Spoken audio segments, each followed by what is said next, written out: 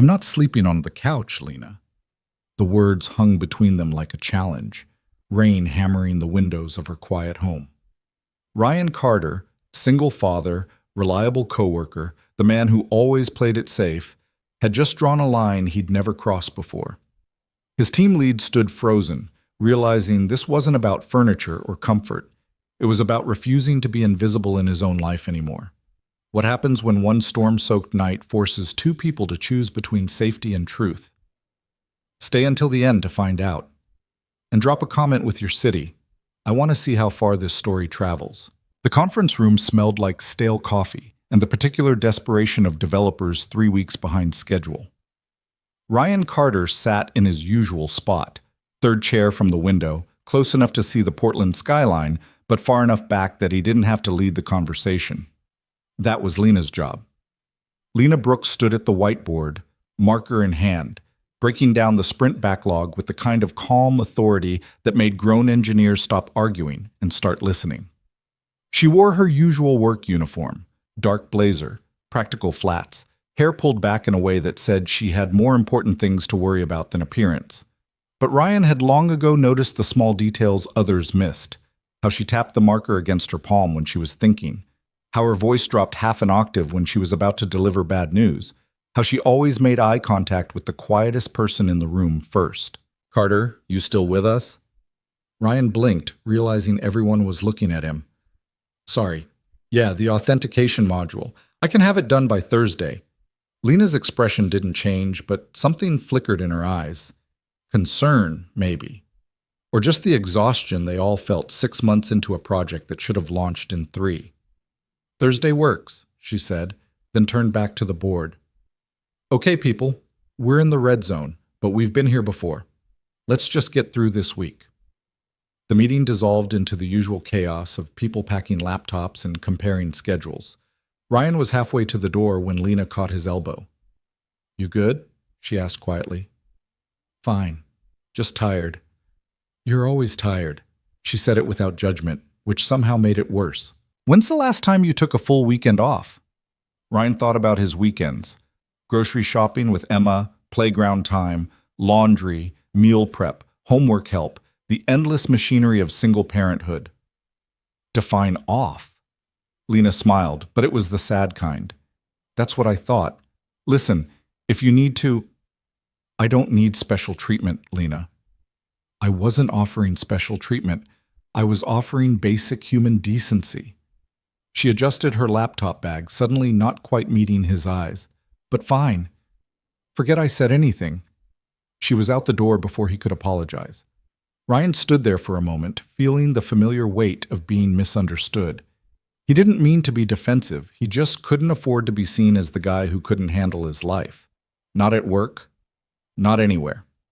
His phone buzzed, a text from his mother. "Picking up Emma at 4. Made extra lasagna, coming by to drop it off. Don't argue." Ryan typed back, "Thanks, Mom. You're a lifesaver." Another buzz, this time from Emma's teacher. "Quick check-in about the upcoming parent-teacher conference. Let me know your availability." He pocketed the phone and headed back to his desk, where 3 urgent Slack messages were already waiting. This was his life now, a constant triage of responsibilities, each one demanding immediate attention, none of them willing to wait. By 6 o'clock, the office had mostly emptied. Ryan was deep in a debugging session, 3 energy drinks in, when he noticed Lena still at her desk across the open floor plan. She was on the phone, her voice tight with frustration. "No, I understand that, but I need it tonight." "Yes, I know it's after hours." Okay, fine. Thank you." She hung up and dropped her head into her hands. Ryan hesitated. He could pretend he hadn't noticed. Go back to his code. Mind his own business. Instead, he walked over. "Car trouble?" Lena looked up, and for just a second, her professional mask slipped. She looked genuinely exhausted. "Transmission's shot. Tow truck can't get it until tomorrow. I just need to get home and figure it out in the morning." "Where do you live?" "Northwest, off Thurman." Ryan did the mental math. Completely opposite direction from his place in Selwood, and his mom was dropping off Emma in an hour. But the rain that had been threatening all day was starting to come down in earnest, and the thought of Lena standing at a bus stop in this weather made something in his chest tighten uncomfortably. "I'll give you a ride."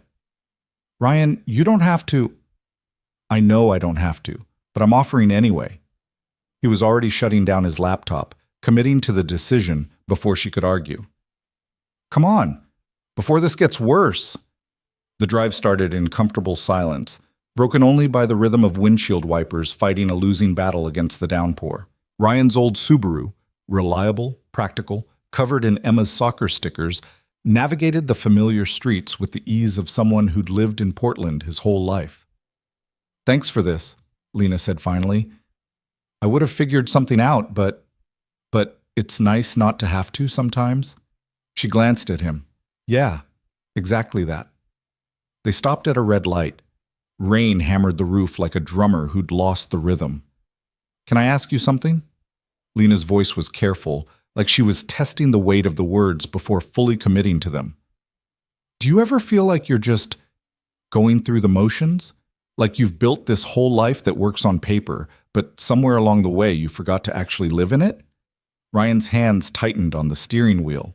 The question was too close to thoughts he only allowed himself at 3 a.m, when Emma was asleep and the house was quiet and the weight of everything pressed down like a physical thing. "Every day," he said quietly. The light turned green. Neither of them spoke for the next 10 minutes.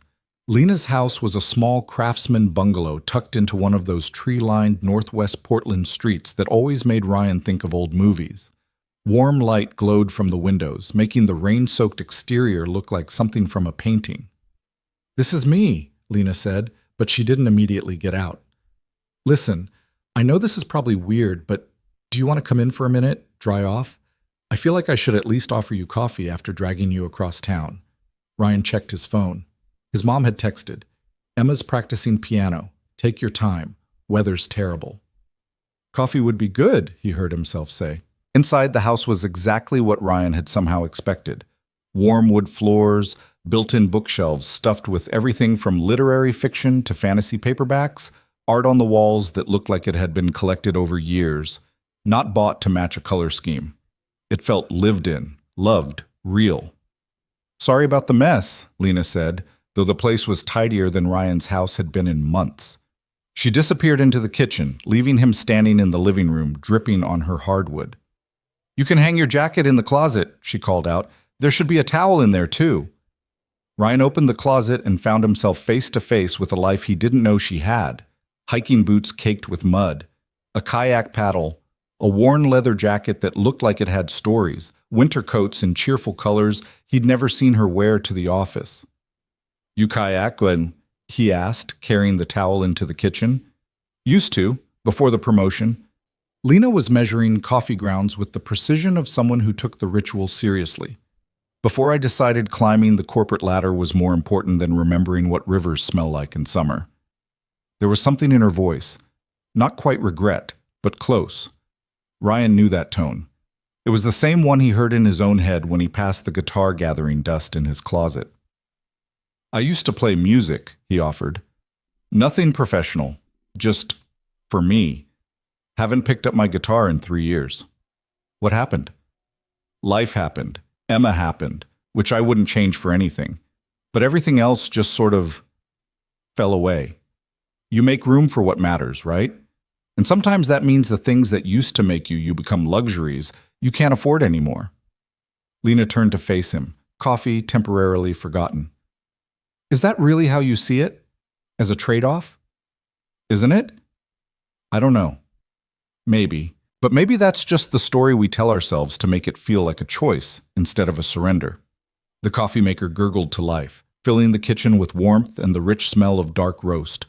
Rain continued its assault on the windows, turning the world outside into a watercolor blur. "You hungry?" Lena asked. "I was going to make pasta anyway. Nothing fancy, just aglio e olio. But there's plenty." Ryan should have said no, should have grabbed his coffee, made polite conversation, and headed back to his real life where his daughter was waiting and his responsibilities were stacked like a house of cards that would collapse if he breathed wrong. "I'd like that," he said instead. Cooking with someone, Ryan discovered, was an oddly intimate thing. Not the romantic comedy version with playful food fights and strategic flour on noses, but the real version, the quiet choreography of two people sharing space, passing ingredients, falling into an unspoken rhythm that felt natural despite being completely new. Lena moved through her kitchen with an efficiency that spoke of years of solo dinners, but she made room for him without hesitation. Ryan found himself chopping garlic while she boiled water, their conversation flowing as easily as the wine she'd poured without asking if he wanted any.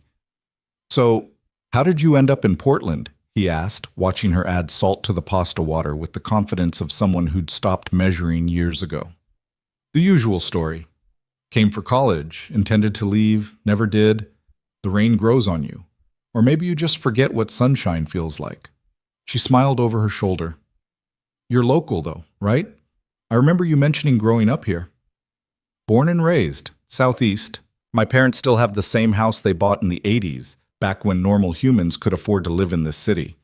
Ryan scraped the minced garlic into the pan where olive oil was already shimmering. The sizzle and immediate fragrance filled the kitchen with something that felt like home. "Do they help with Emma?" "More than I deserve. Mom picks her up from school twice a week, and Dad's taught her more about soccer than I ever could. They've been—" Ryan paused, searching for the right words. "They've been the stability I couldn't give her on my own." Lena didn't push, which Ryan appreciated. Most people heard "single dad" and immediately started mining for the dramatic backstory, the divorce, the tragedy, the whatever that led to a man raising a daughter alone. But Lena just added the pasta to the boiling water and said, "They sound like good people." "The best. Though my mom has zero boundaries when it comes to grandparenting. She once rearranged my entire kitchen because she decided my system was inefficient." "Was it?" "Completely. But that's not the point." Lena laughed, a real laugh, not the professional chuckle she deployed in meetings. "My mom's the same way. Calls me every Sunday to make sure I'm eating vegetables and not working myself into an early grave. Like she has any room to talk. Woman worked 3 jobs to put me through school and still found time to volunteer at my school library." Immigrant parents? First generation. They came over from Taiwan in the 80s with barely anything, built a whole life from scratch. She stirred the pasta with an absent focus, her mind clearly somewhere else. "They wanted me to be a doctor. I think they're still processing the fact that I write code instead of prescriptions." "Are they disappointed?" "Not disappointed, just confused. Like they did all this work to give me opportunities, and I chose something they don't quite understand." Lena drained the pasta, the steam rising between them. "But they came to my office once. Saw my title on the door, Senior Engineering Team Lead. My mom took a picture of it, so maybe it's sinking in." Ryan added the pasta to the garlic and oil, tossing it with the kind of attention that came from years of cooking for a picky 8-year-old. "Emma asked me last week what I do all day. I tried to explain software development, and she just looked at me and said, 'So you play with computers?' I didn't have the heart to tell her she wasn't wrong." "What did you say?" "I told her I solve puzzles for a living," which is also true, just makes it sound more exciting than it is. "I don't know." Lena grabbed plates from the cabinet. "I think there's something beautiful about what we do. We build things from nothing, just thoughts and logic and caffeine turned into systems that actually work, that actually matter. When's the last time you felt that way about our current project?" She winced. "Ouch, fair point." They ate at her small kitchen table, rain creating a percussion section against the windows. The pasta simple but perfect in the way that home-cooked food always is when you're sharing it with someone who gets it. Conversation drifted naturally. Work gossip, Portland restaurant recommendations, books they'd loved, movies they'd been meaning to watch. Nothing deep, but nothing surface either. Just the comfortable exchange of two people discovering they genuinely enjoyed each other's company outside the artificial constraints of office dynamics. "Can I ask you something?" Ryan said, finishing his second glass of wine and feeling brave enough to voice the question that had been nagging at him. "Why are you always so careful at work? Like you're constantly monitoring yourself?" Lena's fork paused halfway to her mouth. "What do you mean?" "I mean you're brilliant, everyone knows it, but you never quite take up the space you've earned. You defer, you soften, you make yourself smaller." He wasn't sure if it was the wine or the intimacy of the evening making him bold, but he pushed forward. Why? She set down her fork, her expression unreadable. For a long moment, she just looked at him, and Ryan wondered if he'd massively overstepped. Because I'm a woman in tech, she said finally. And because I'm Asian, and because I'm younger than most of the senior engineers, and because every time I've been direct or assertive or taken up space, I've been called aggressive or bossy or too ambitious. So I learned to make myself palatable, to lead without seeming like I'm leading, to be excellent without making anyone uncomfortable with that excellence. The words landed like stones between them. That's exhausting, Ryan said quietly. Every single day. Lena picked up her wine glass, swirled it absently. But that's the game. And I've gotten good at playing it, good enough that they gave me the promotion, the team, the projects that matter. So maybe it's worth it. Is it? I don't know anymore. She met his eyes across the table, and something in her gaze made Ryan's breath catch.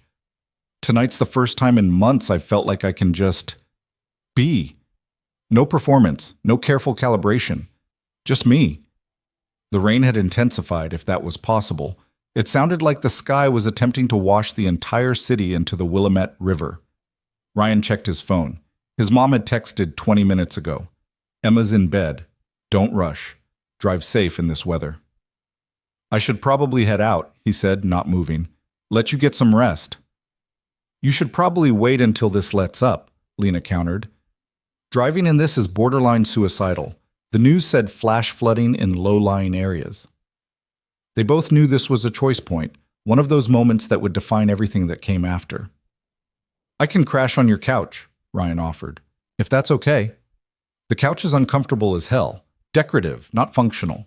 Lena stood, started clearing plates. I have a guest room, actual bed, clean sheets. You're welcome to it. Something in the way she said it, casual but not quite, told Ryan they were negotiating more than sleeping arrangements. Lena. She turned, plate still in hand. I'm not looking for complicated, he said carefully. My life is already complicated enough. Emma comes first. Always. And I won't do anything that compromises her stability or my ability to be the parent she needs. I understand. But, Ryan continued, surprised by his own courage, I also don't want to pretend that tonight was just two coworkers sharing a meal, because it wasn't. Not for me. Lena set the plates down on the counter, her back still to him. What was it for you? The most real conversation I've had in years. The first time in longer than I can remember that I felt like someone saw me. Not Ryan the employee, or Ryan the dad, or Ryan the guy who's got his shit together. Just me. She turned around, leaning against the counter, her expression unreadable in the soft kitchen light. What happens tomorrow? At work? I don't know. That's not an answer. It's the only honest one I have. The silence stretched between them, filled with the sound of rain and all the things they weren't saying. The guest room's down the hall, Lena said finally. Second door on the right. There's a bathroom attached, towels in the closet. Help yourself to whatever you need. Ryan nodded, accepting the deflection for what it was. A pause, not a rejection. Thank you for dinner, for all of this. Thank you for the ride, for the conversation. She smiled, small and genuine. For being honest. He found the guest room exactly where she'd said, a small space painted in soft gray, with a comfortable-looking bed and minimal decoration. Functional. Safe. Separate. Ryan sat on the edge of the bed, phone in hand, staring at the screen without really seeing it. He could hear Lena moving around the house, water running, doors closing, the soft sounds of someone preparing for sleep. He thought about Emma, asleep in her own bed across the city. Thought about the routine they'd built, the careful structure that kept both their lives stable and predictable. Thought about what it would mean to disrupt that. But he also thought about Lena's laugh, the way she'd looked at him across the kitchen table, the feeling of being genuinely seen for the first time in forever. His phone buzzed, a text from a number he didn't immediately recognize, then realized was Lena. Can't sleep. You awake? Ryan typed back. Yeah. Rain's loud. 3 dots appeared, disappeared, appeared again. Finally, come talk to me? He found her in the living room, curled up on that uncomfortable decorative couch, wrapped in a blanket that looked hand-knit. The room was lit only by a single lamp, creating shadows that made the space feel smaller, more intimate. "Hi," she said softly. "Hi." Ryan sat in the armchair across from her, maintaining distance even though everything in him wanted to close it. "Couldn't sleep either?" "I keep thinking about what you said, about tonight being real." Lena pulled the blanket tighter around herself. "I don't do real, not anymore. I do professional, I do competent, I do carefully curated. But real? Real is terrifying." "Why?" "Because real means vulnerability, and vulnerability means people can hurt you, disappoint you, leave." She said it matter-of-factly, like she was describing a technical process rather than her own emotional architecture. "I learned a long time ago that the safest way to live is to need nothing from anyone, to be completely self-sufficient, no dependencies, no weak points." Ryan thought about his own walls, built brick by brick after Emma's mother had walked out. The way he'd learned to smile through exhaustion, to project competence, to never let anyone see him struggle because struggling meant failing, and failing meant letting his daughter down.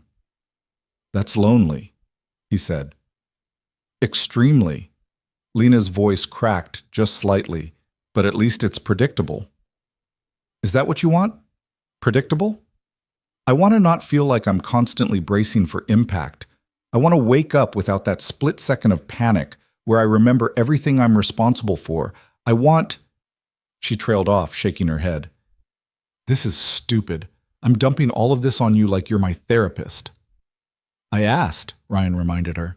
"And for what it's worth, I get it. The bracing for impact part. I've been doing that for 3 years. Every morning, the same inventory. Emma's okay, the bills are paid, work is handled, we're surviving. And somewhere along the way, I stopped asking if we were actually living." "Are you?" "Living?" Ryan considered the question honestly. "I'm trying, but I've forgotten how. Or maybe I never really knew in the first place." Lena stood up, the blanket falling away. She moved to the window, looking out at the rain-soaked street. "What if we're both broken in ways that don't fix?" "Then we're broken." Ryan stood too, crossing the room to stand beside her. Not touching, but close enough to feel her warmth. But maybe being broken isn't the worst thing. Maybe it just means we're honest about our cracks instead of pretending we're seamless. She turned to face him, and in the dim light, Ryan saw something in her expression that mirrored everything he was feeling, fear and hope tangled together. Two people standing at the edge of something that could either save them or complicate everything beyond repair. "I have a rule," Lena said quietly. "No relationships with people I work with. No exceptions. It's too messy, too risky, too easy for everything to fall apart." "That's a good rule. I've never wanted to break it before." Ryan's heart was doing something complicated in his chest. "What's stopping you?" "The same thing that's stopping you. The knowledge that we both have too much to lose. That one wrong move could cost us our jobs, our reputations, our carefully built lives." She stepped closer, close enough that he could see the gold flecks in her brown eyes. "But I'm so tired of being careful. Aren't you tired?" "Exhausted." "So what do we do?" Ryan thought about all the sensible answers. The professional ones. The ones that prioritize safety over truth, comfort over connection. He thought about going back to the guest room, sleeping in that neutral space, driving home in the morning and pretending tonight had been just a favor between colleagues. Then he thought about Emma, asleep and safe with his parents. About the question Lena had asked earlier, whether he was going through the motions or actually living. About the guitar in his closet and all the other parts of himself he'd packed away because they didn't fit into the narrow definition of who he was supposed to be. "I need you to understand something," he said carefully. "If we do this, whatever this is, I can't do it halfway. I can't be the guy who sleeps on the couch and pretends in the morning that it didn't mean anything. I've spent 3 years being invisible in my own life, and I'm done with that. So if I stay tonight, really stay, it's because I'm choosing you. Knowing all the complications, knowing all the risks. But I need you to be making the same choice, not because it's late and you're lonely and I'm here, but because you actually want this. Want me." The silence that followed felt like it lasted an hour. I'm scared, Lena whispered. Me too. What if we destroy everything? What if we don't? She reached for his hand, her fingers trembling slightly as they laced through his. Such a small gesture, but Ryan felt it everywhere. The electric charge of connection, of two people choosing vulnerability over safety. Stay, Lena said. Not on the couch, not in the guest room, with me. Ryan pulled her close, feeling the way she fit against him like she'd always belonged there. I'm not going anywhere. They stood like that for a long moment, two people who'd spent so long building walls finally allowing themselves to be reached. Outside, the storm continued its symphony against the windows, washing away the old world and leaving space for something new. When they finally moved toward her bedroom, it wasn't with the desperate urgency of people afraid the moment would slip away. It was with the slow certainty of people who'd made a choice and were willing to live with all its consequences. Lena's bedroom was as carefully curated as the rest of her house. Soft grays and whites, minimal decoration, everything in its place. But as she closed the door behind them, shutting out the rest of the world, Ryan saw the cracks in the careful facade. A stack of books on the nightstand that she clearly fell asleep reading, a half-finished puzzle on a table by the window, a photograph tucked into the mirror frame showing a younger Lena with an older couple, all three of them laughing. My parents, she said, following his gaze. 5 years ago, before Dad's first heart attack, before everything got complicated. He okay now? Stable, but it was a wake-up call. Reminded me that nothing's guaranteed, that we tell ourselves we have time, and then suddenly we don't. Ryan understood that truth in his bones. Is that what tonight is, making sure you don't run out of time? No. Lena turned to face him, her hands finding his. Tonight is about choosing to actually live in the time I have. There's a difference. They undressed without urgency, the intimacy of it almost overwhelming in its ordinariness. These weren't perfect bodies or carefully choreographed movements. This was real. The slight belly Ryan had developed from too many quick dinners and not enough sleep, the scar on Lena's shoulder from a hiking accident, the comfortable awkwardness of two people learning each other's geography. But when they finally came together, when skin met skin and breath matched breath, Ryan felt something he hadn't allowed himself to feel in years. Fully present, fully seen, fully alive. Afterward, they lay tangled together in her sheets, the rain a constant percussion outside, their breathing slowly sinking as the adrenaline of choice faded into the quieter reality of consequence. What happens tomorrow? Lena asked, her head resting on his chest, her fingers tracing absent patterns on his skin. I don't know, Ryan admitted, but I meant what I said. I'm not going to pretend this didn't happen. I'm not going to treat you like a mistake I need to hide from. Even if it costs us? Even then. She was quiet for a long time. I've never let anyone this close. Not really. I've had relationships, but always with exit strategies, always with escape routes planned. This feels different. Because we work together? Because I don't want an exit strategy. She lifted her head to look at him. That's terrifying. Ryan brushed a strand of hair from her face. Welcome to my world. I've been terrified for 3 years straight. You get used to it. Do you? Not even a little bit. They both laughed, the sound soft and intimate in the darkness. I should probably text my mom, Ryan said. Let her know I'm okay, that I'll pick up Emma in the morning. Tell her the roads were too bad to drive. Not technically a lie. No, but not exactly the whole truth either. Lena propped herself up on one elbow. Are you going to tell her about this? Eventually, she'll figure it out anyway. Mom has a sixth sense for when I'm hiding something. Ryan found his phone on the nightstand, typed out a quick message.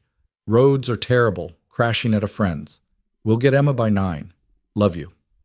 The response came almost immediately. Stay safe, Emma's fine. We made pancakes for breakfast tomorrow. She wants you to know they're much better than your pancakes. Ryan showed Lena the message. She smiled. Sounds like you've got competition.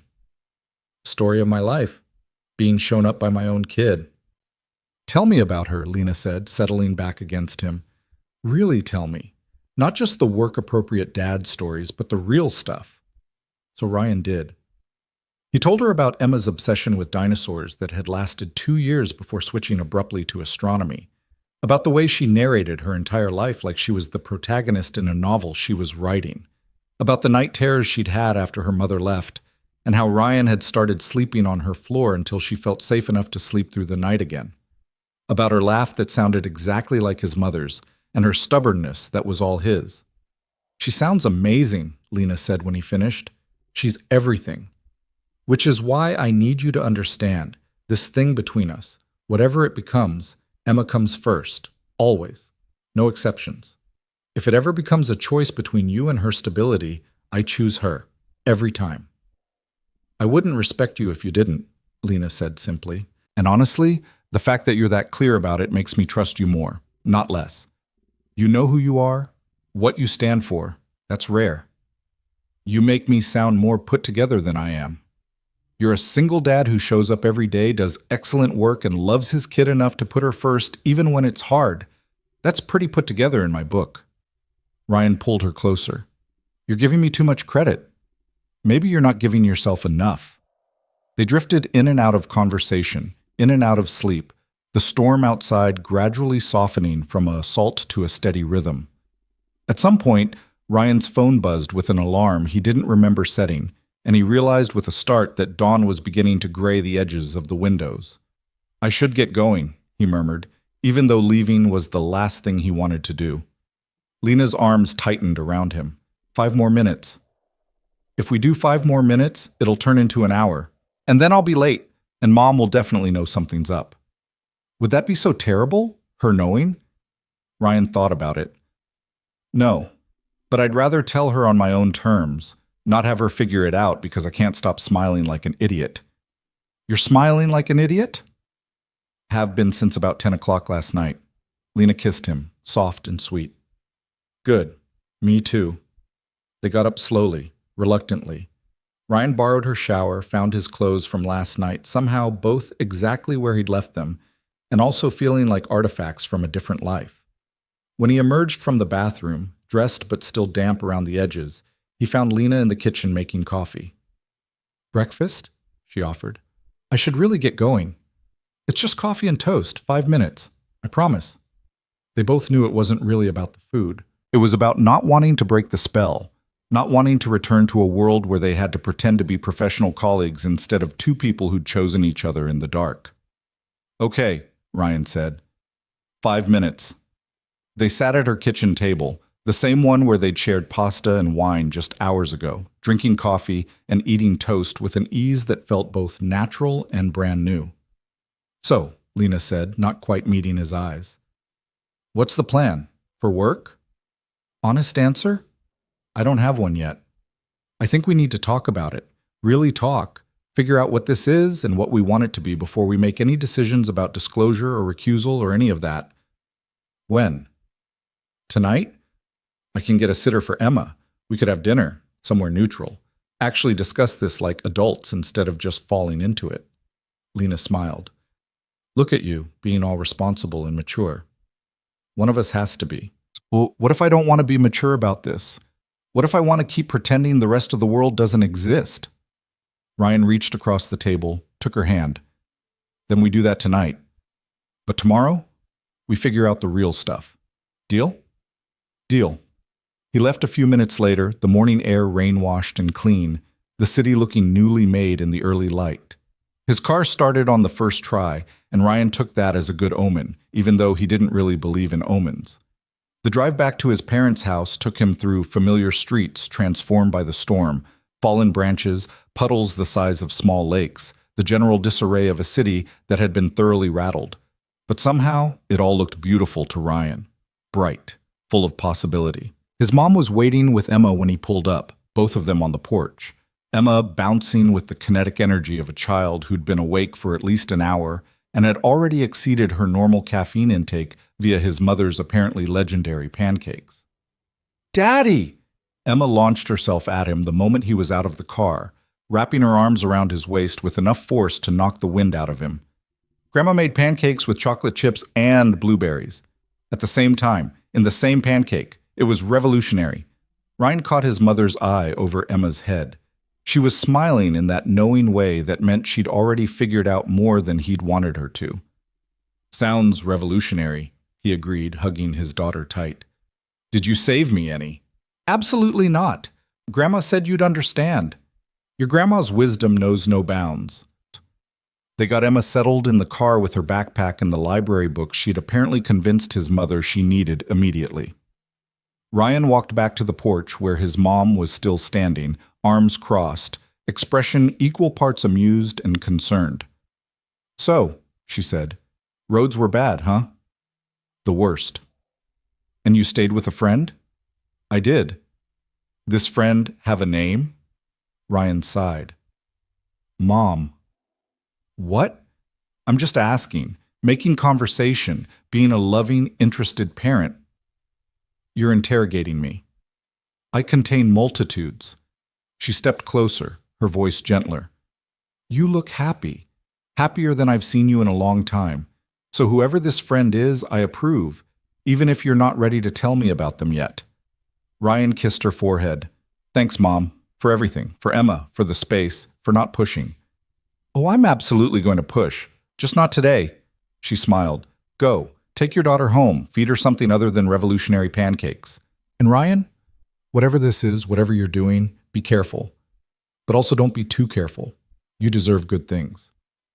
He drove home with Emma narrating the entire journey, explaining in exhaustive detail the complex social dynamics of third-grade recess politics. Ryan listened with half his attention, the other half still in Lena's bedroom, in her kitchen, in the space between them where something new and fragile and terrifying was beginning to grow. His phone buzzed at a stoplight. A text from Lena. Made it home okay? Ryan typed back. Yeah. Emma's giving me the full download on breakfast innovations. You?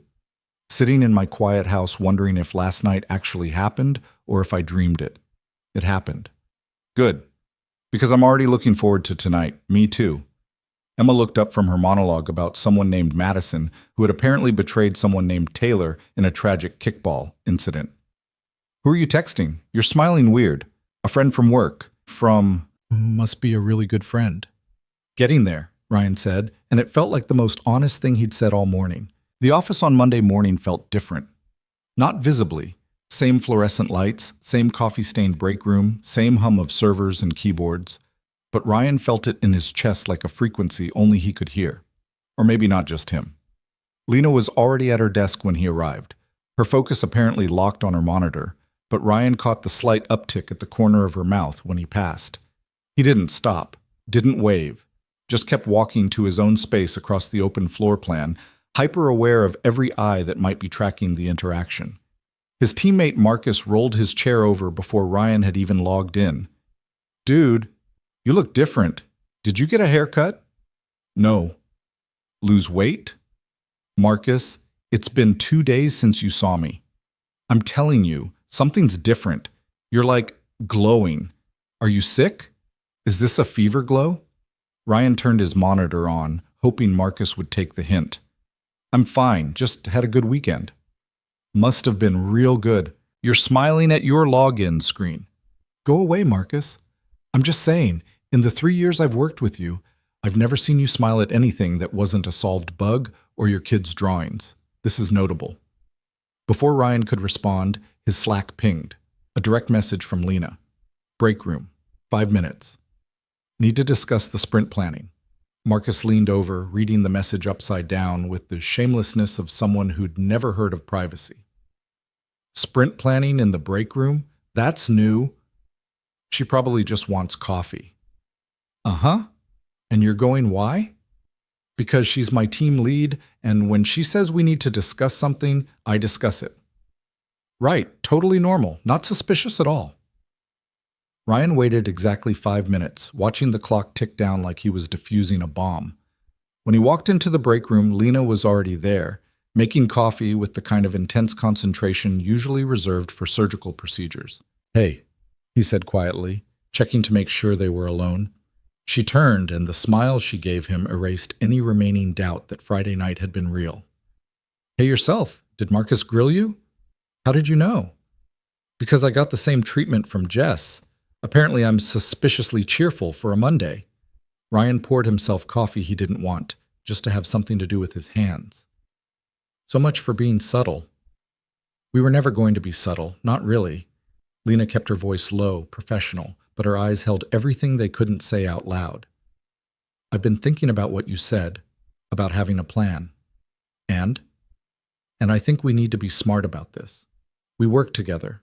I'm your team lead. That creates complications. I know. But I also don't want to pretend Friday didn't happen, or that Saturday dinner wasn't. She stopped, glancing at the doorway. Voices in the hallway. She shifted immediately into work mode. Anyway, I need your input on the authentication module timeline. Can you have the updated estimates by Wednesday? Ryan caught on immediately. Absolutely. I'll send them over by end of day tomorrow. Two developers walked in, mid-conversation about a production bug. Lena nodded at Ryan with perfect professional distance and left with her coffee. He stood there for another minute, drinking coffee he didn't taste, wondering how long they could maintain this double life. The answer, it turned out, was about 3 days. By Thursday, the whispers had started. Nothing concrete, nothing Ryan could point to and say, "That's wrong," but the quality of the air had changed. People looked at him differently, at Lena differently, at the two of them when they were in the same room. Jess cornered him in the parking garage after work. "Okay, what's going on?" "What do you mean?" "I mean, you and Lena have been doing this weird dance all week where you're both trying really hard to act normal, which is making it incredibly obvious that something's not normal." "So what happened?" Ryan unlocked his car, buying time. Jess was Lena's closest friend at work, had been since they'd both started 5 years ago. If anyone deserved honesty, it was her. But telling Jess meant telling everyone, and he wasn't ready for that. "We had dinner," he said carefully. "As friends, that's all." "Bullshit." "Excuse me?" Jess crossed her arms, her expression somewhere between amused and concerned. "Ryan, I've known Lena for 5 years. I've seen her go on dates, have relationships, break up with people. I've never seen her look at someone the way she looks at you when she thinks no one's watching. And you're just as bad." Ryan's heart did something complicated. "How does she look at me? Like you're the answer to a question she's been asking her whole life." Jess softened slightly. "Look, I'm not trying to make this weird. I actually think it's kind of great. Lena deserves someone who sees her as more than just the competent team lead, but you need to know what you're walking into.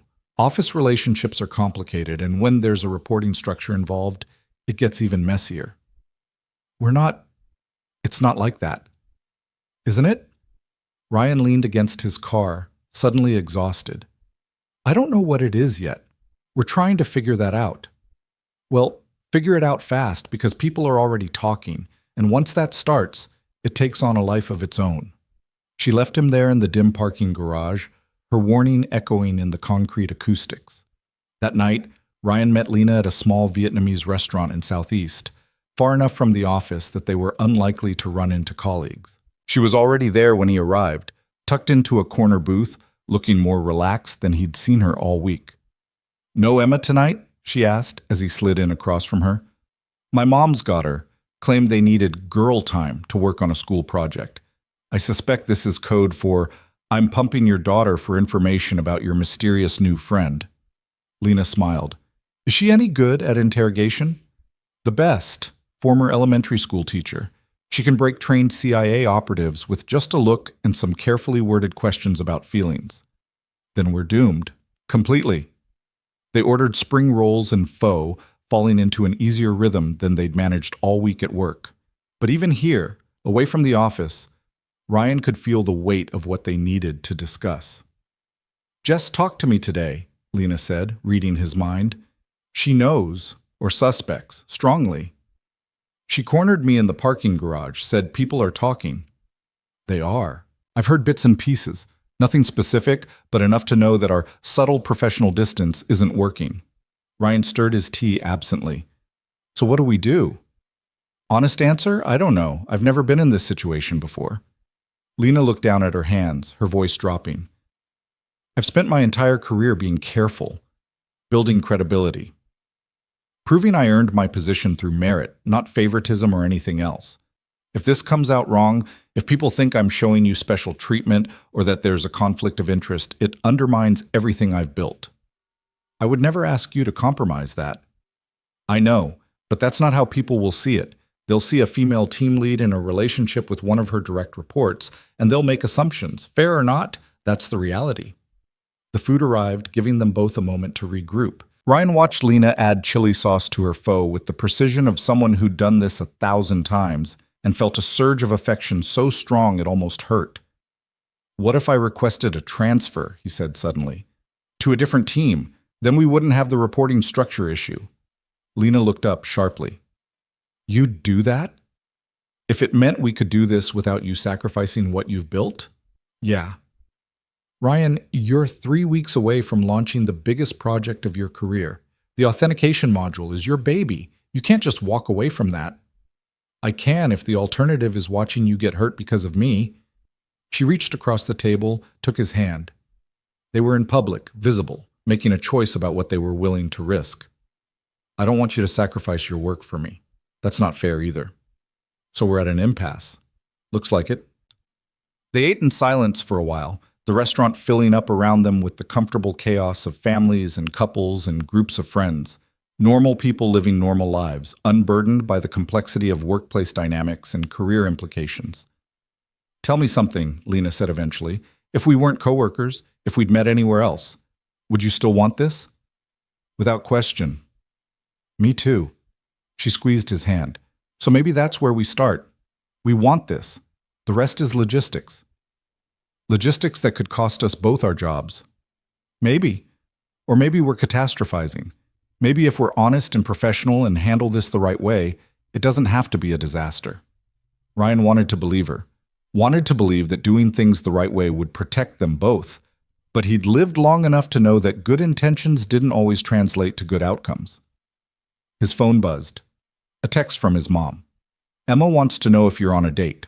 I told her you were having a business dinner. She said Dad doesn't smile at his phone during business. Your child is too perceptive. We need to talk about your face." Ryan showed Lena the message. She laughed, the sound bright and genuine. "I like your mom already." "She'd like you too, probably adopt you immediately and start sending you care packages." "Is that a warning or a promise?" "Both."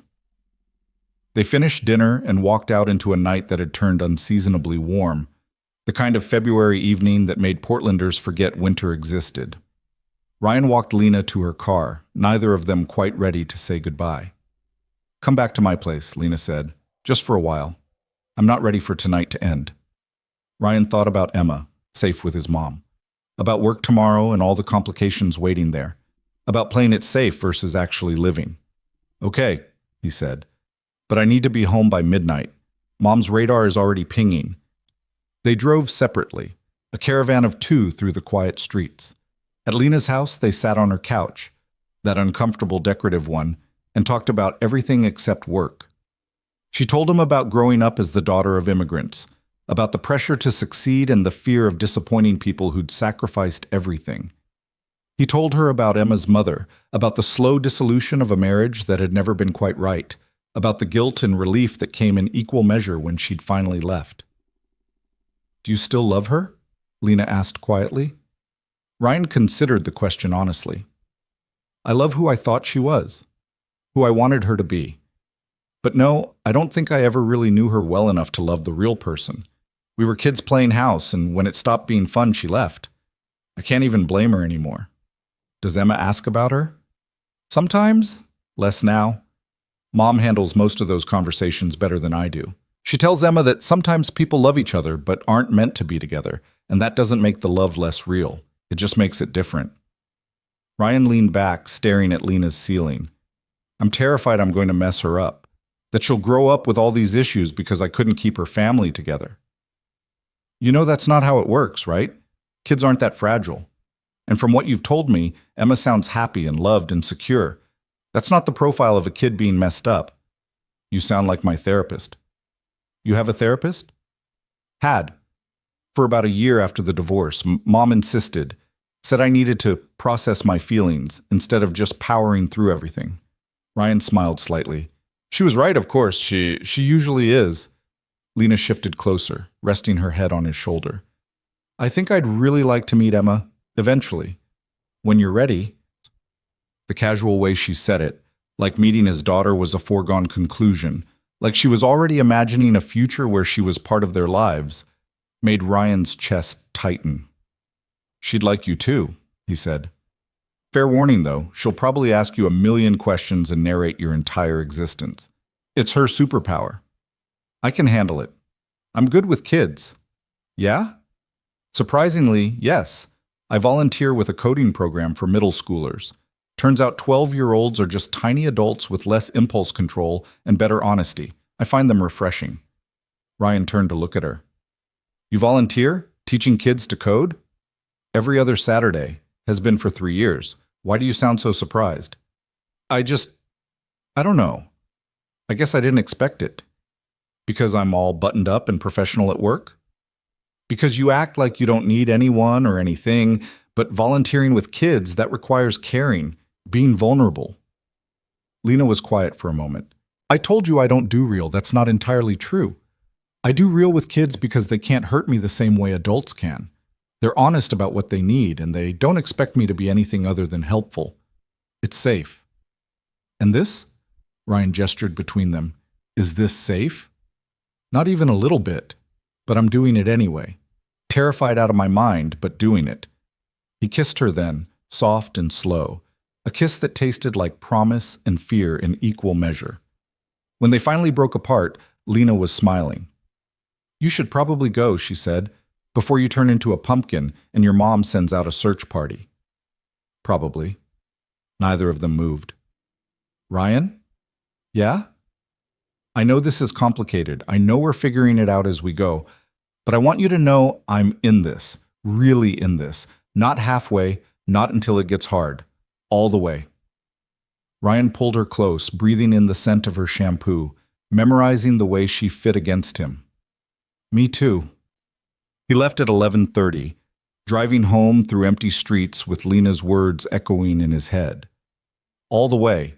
It felt like a vow and a challenge and a hope all tangled together. His mom was waiting on his porch when he pulled up, wrapped in a blanket despite the warm night. "Emergency?" Ryan asked, immediately alert. "No emergency. Emma's fine, fast asleep. I just wanted to talk to my son without a very perceptive 8-year-old listening to every word." Ryan sat down beside her on the porch swing his dad had installed when Emma was born. "You could have just called." "And missed the chance to see your face." "Absolutely not." His mom studied him with the kind of attention that had caught every lie and omission of his childhood. "You're in love." "Mom." "Don't mom me. I've known you for 35 years. I can read you better than you can read yourself." "So who is she?" Ryan sighed. There was no point lying. His mother had probably already figured out Lena's social security number and favorite color through sheer force of maternal intuition.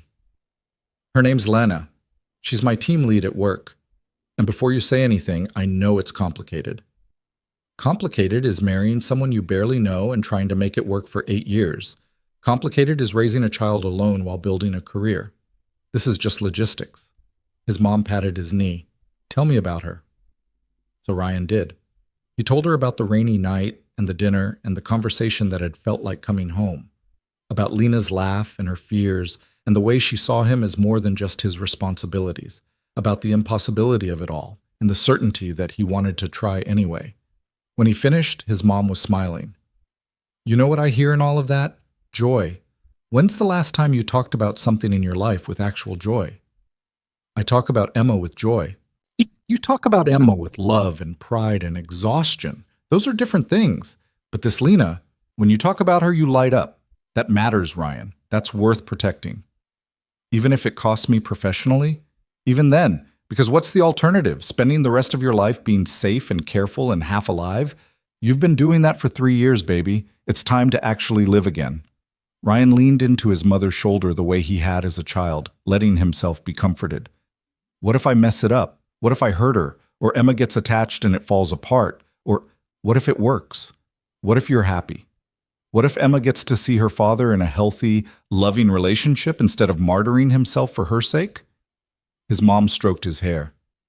You're allowed to want things, Ryan. You're allowed to take risks. You're allowed to choose yourself sometimes. How did you get so wise? 62 years of making mistakes and learning from them, Plus, I read a lot of self-help books. Very inspiring stuff. They sat there on the porch swing until well past midnight, rocking gently, watching the street. Eventually, his mom stood up with the kind of groan that came from sitting too long. I should get home. Your father thinks I'm at book club. If I stay out much later, he'll start to worry. You lied to Dad to stake out my porch? I prefer to think of it as creative truth-telling. Besides, book club was boring. This was much better. She kissed his forehead. Bring her to dinner, Sunday. I want to meet the woman who made my son remember how to smile. Mom, we're not... It's too early for... Sunday, 6 o'clock. I'm making lasagna. No arguments. She was gone before Ryan could protest further, leaving him alone on his porch with a directive that felt both terrifying and inevitable. Inside, he checked on Emma, sprawled across her bed in the chaotic way of children, her stuffed dinosaur clutched to her chest, and felt the familiar surge of love and terror that came with parenthood. What if bringing Lena into their lives disrupted Emma's stability?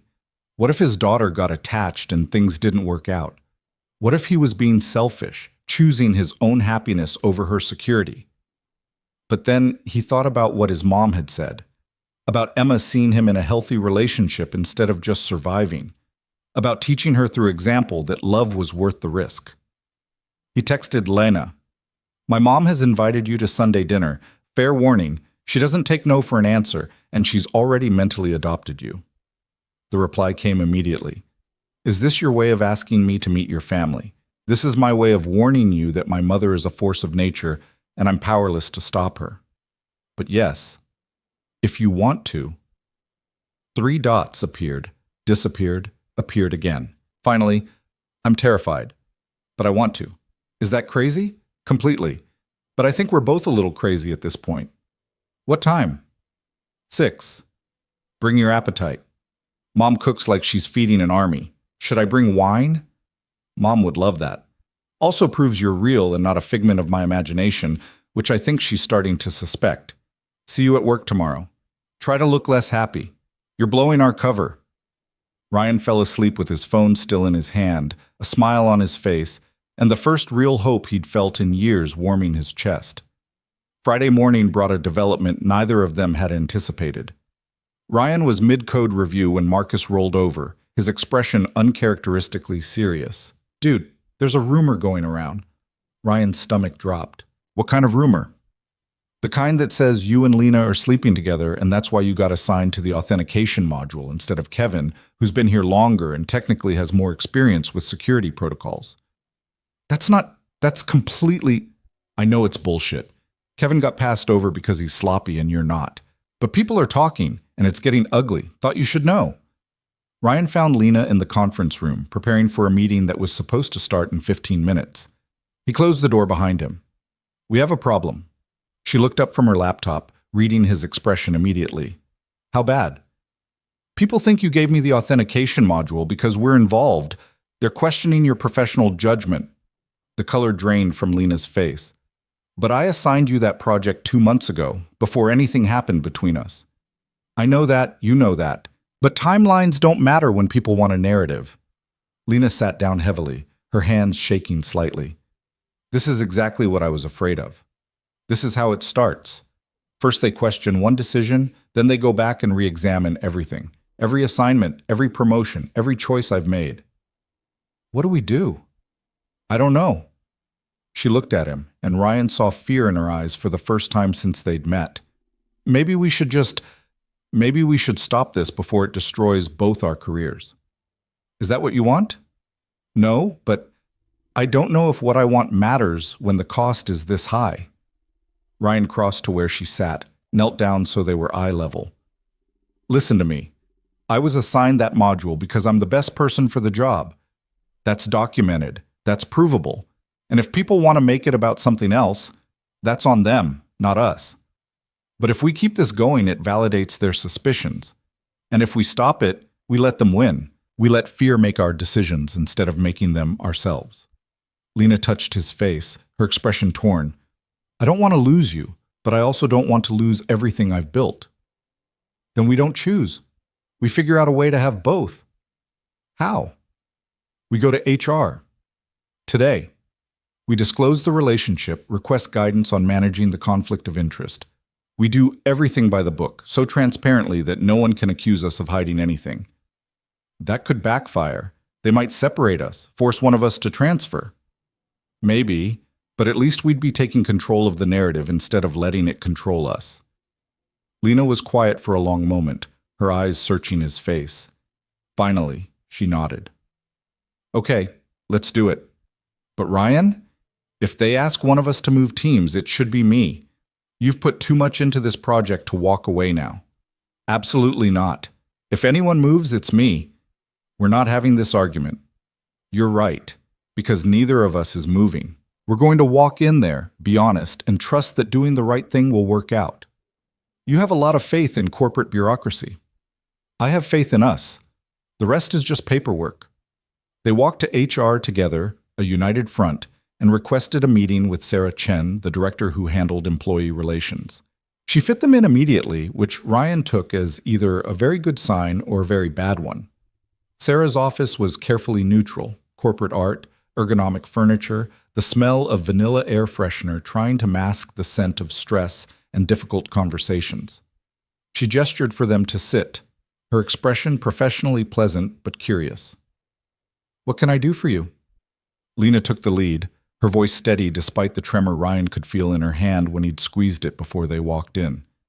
We need to disclose a personal relationship and request guidance on how to manage any potential conflicts of interest. Sarah's eyebrows rose slightly, but her expression remained neutral. I see. How long has this relationship been developing? The personal aspect is very recent, Ryan said. Less than 2 weeks. But we want to be completely transparent about it and make sure we're handling it appropriately. And the nature of your working relationship? Lena is my team lead, Ryan continued. She assigns work and conducts my performance reviews. We're aware that creates complications. Sarah pulled out a form, began taking notes with the efficiency of someone who'd handled this conversation before. I appreciate you coming forward. That shows integrity. Let me ask you both some questions. First, has there been any favoritism in work assignments or performance evaluations? No, Lena said firmly. Ryan was assigned to the authentication module 2 months before our personal relationship began, based solely on his technical qualifications. All of his performance reviews have been conducted with documentation and are consistent with his actual work product. Can you provide that documentation? Absolutely. I can have it to you within the hour. Sarah made another note. Has this relationship affected your professional judgment in any way, even inadvertently? They both shook their heads. Ryan spoke up. If anything, we've been overly careful this week to maintain professional distance, to the point where it's probably been noticeable. People have noticed, Sarah said dryly. I've had 3 separate employees mention concerns about favoritism. That's actually why I'm glad you came in. Better to address this head on than let rumors fester. What are our options? Lena asked, her voice tight. Sarah leaned back in her chair, considering. Typically in these situations, we'd look at restructuring the reporting relationship. Either one of you moves to a different team, or we bring in an intermediary manager so there's no direct reporting line. Given that you're both key players in a project that launches in 3 weeks, I'm hesitant to disrupt that unnecessarily. So what do you recommend? Ryan felt hope starting to build. Short term? We bring in Tom Harrison to handle Ryan's day-to-day supervision and performance reviews for the remainder of this project. Lena, you continue as team lead for the project overall, but Ryan reports directly to Tom for anything personnel related. That creates the necessary separation without derailing the launch. And long term? Lena asked. Long term, we'll need to reevaluate. See if the relationship is serious enough to warrant a permanent team change, or if it was a temporary thing that resolved itself naturally. Sarah's expression softened slightly. Look, I know this is uncomfortable, but you did the right thing by coming forward. That counts for a lot. They left HR an hour later with a plan, a temporary reporting structure, and the uncomfortable awareness that their relationship was now officially corporate business, but at least it was out in the open. Well, Lena said as they stood in the hallway, that was terrifying. But we survived.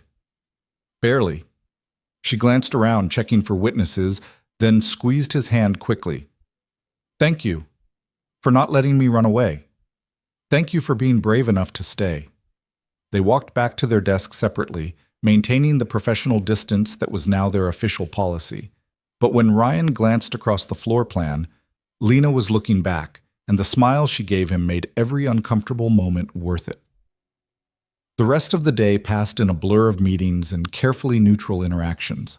By the time Ryan left at 6, he was exhausted from the constant vigilance of workplace appropriateness.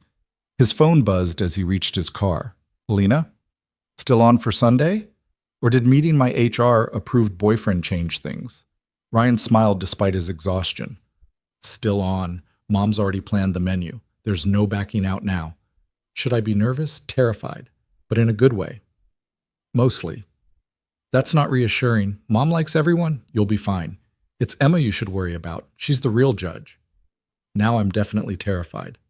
Good. Keeps you sharp. See you tomorrow? My place. 7 p.m. I'll cook something that isn't pasta. You don't have to impress me. I'm already impressed. Maybe I want to anyway. Ryan drove home with a lightness in his chest that felt foreign and familiar all at once, like remembering a song he'd forgotten he knew. When he pulled into his driveway, Emma was already on the porch, waiting with the kind of manic energy that meant she had news. Daddy, guess what? Madison apologized to Taylor and now they're best friends again, and I got picked first for kickball and misses. Chen said my book report was exceptionally insightful, which I think means really good. And Grandma said you're bringing someone to dinner on Sunday, and I'm supposed to be on my best behavior, but I don't know what that means because I'm always on my best behavior. And Ryan scooped her up, spinning until she shrieked with laughter. Breathe, kiddo. One thing at a time. But there are so many things. I know. How about we start with dinner? Then you can tell me all about Madison and Taylor's diplomatic breakthrough. Okay. But Daddy? Yeah? Are you happy? You seem happy, like smiley happy. Not just Emma did something cute happy, like real happy. Ryan set her down, crouching to her level. Yeah, sweetheart, I'm really happy. Because of the person coming to dinner? Partly. But also because I have you and Grandma and Grandpa and a good job and a nice house. I'm just remembering to notice all the good stuff instead of just worrying all the time.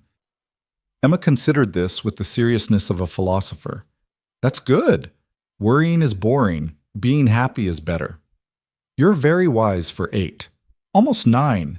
My birthday's in 3 months, just so you remember. I want a telescope. Noted. They went inside, and Ryan made grilled cheese while Emma narrated her day in exhaustive detail. Somewhere between the kickball victory and the exceptional insight of her book report, Ryan's phone buzzed with a text from Lena. Just a photo. Her in her kitchen, cooking something that involved far more ingredients than his grilled cheese, looking relaxed and beautiful and real. No words. Just the image. But it said everything that mattered.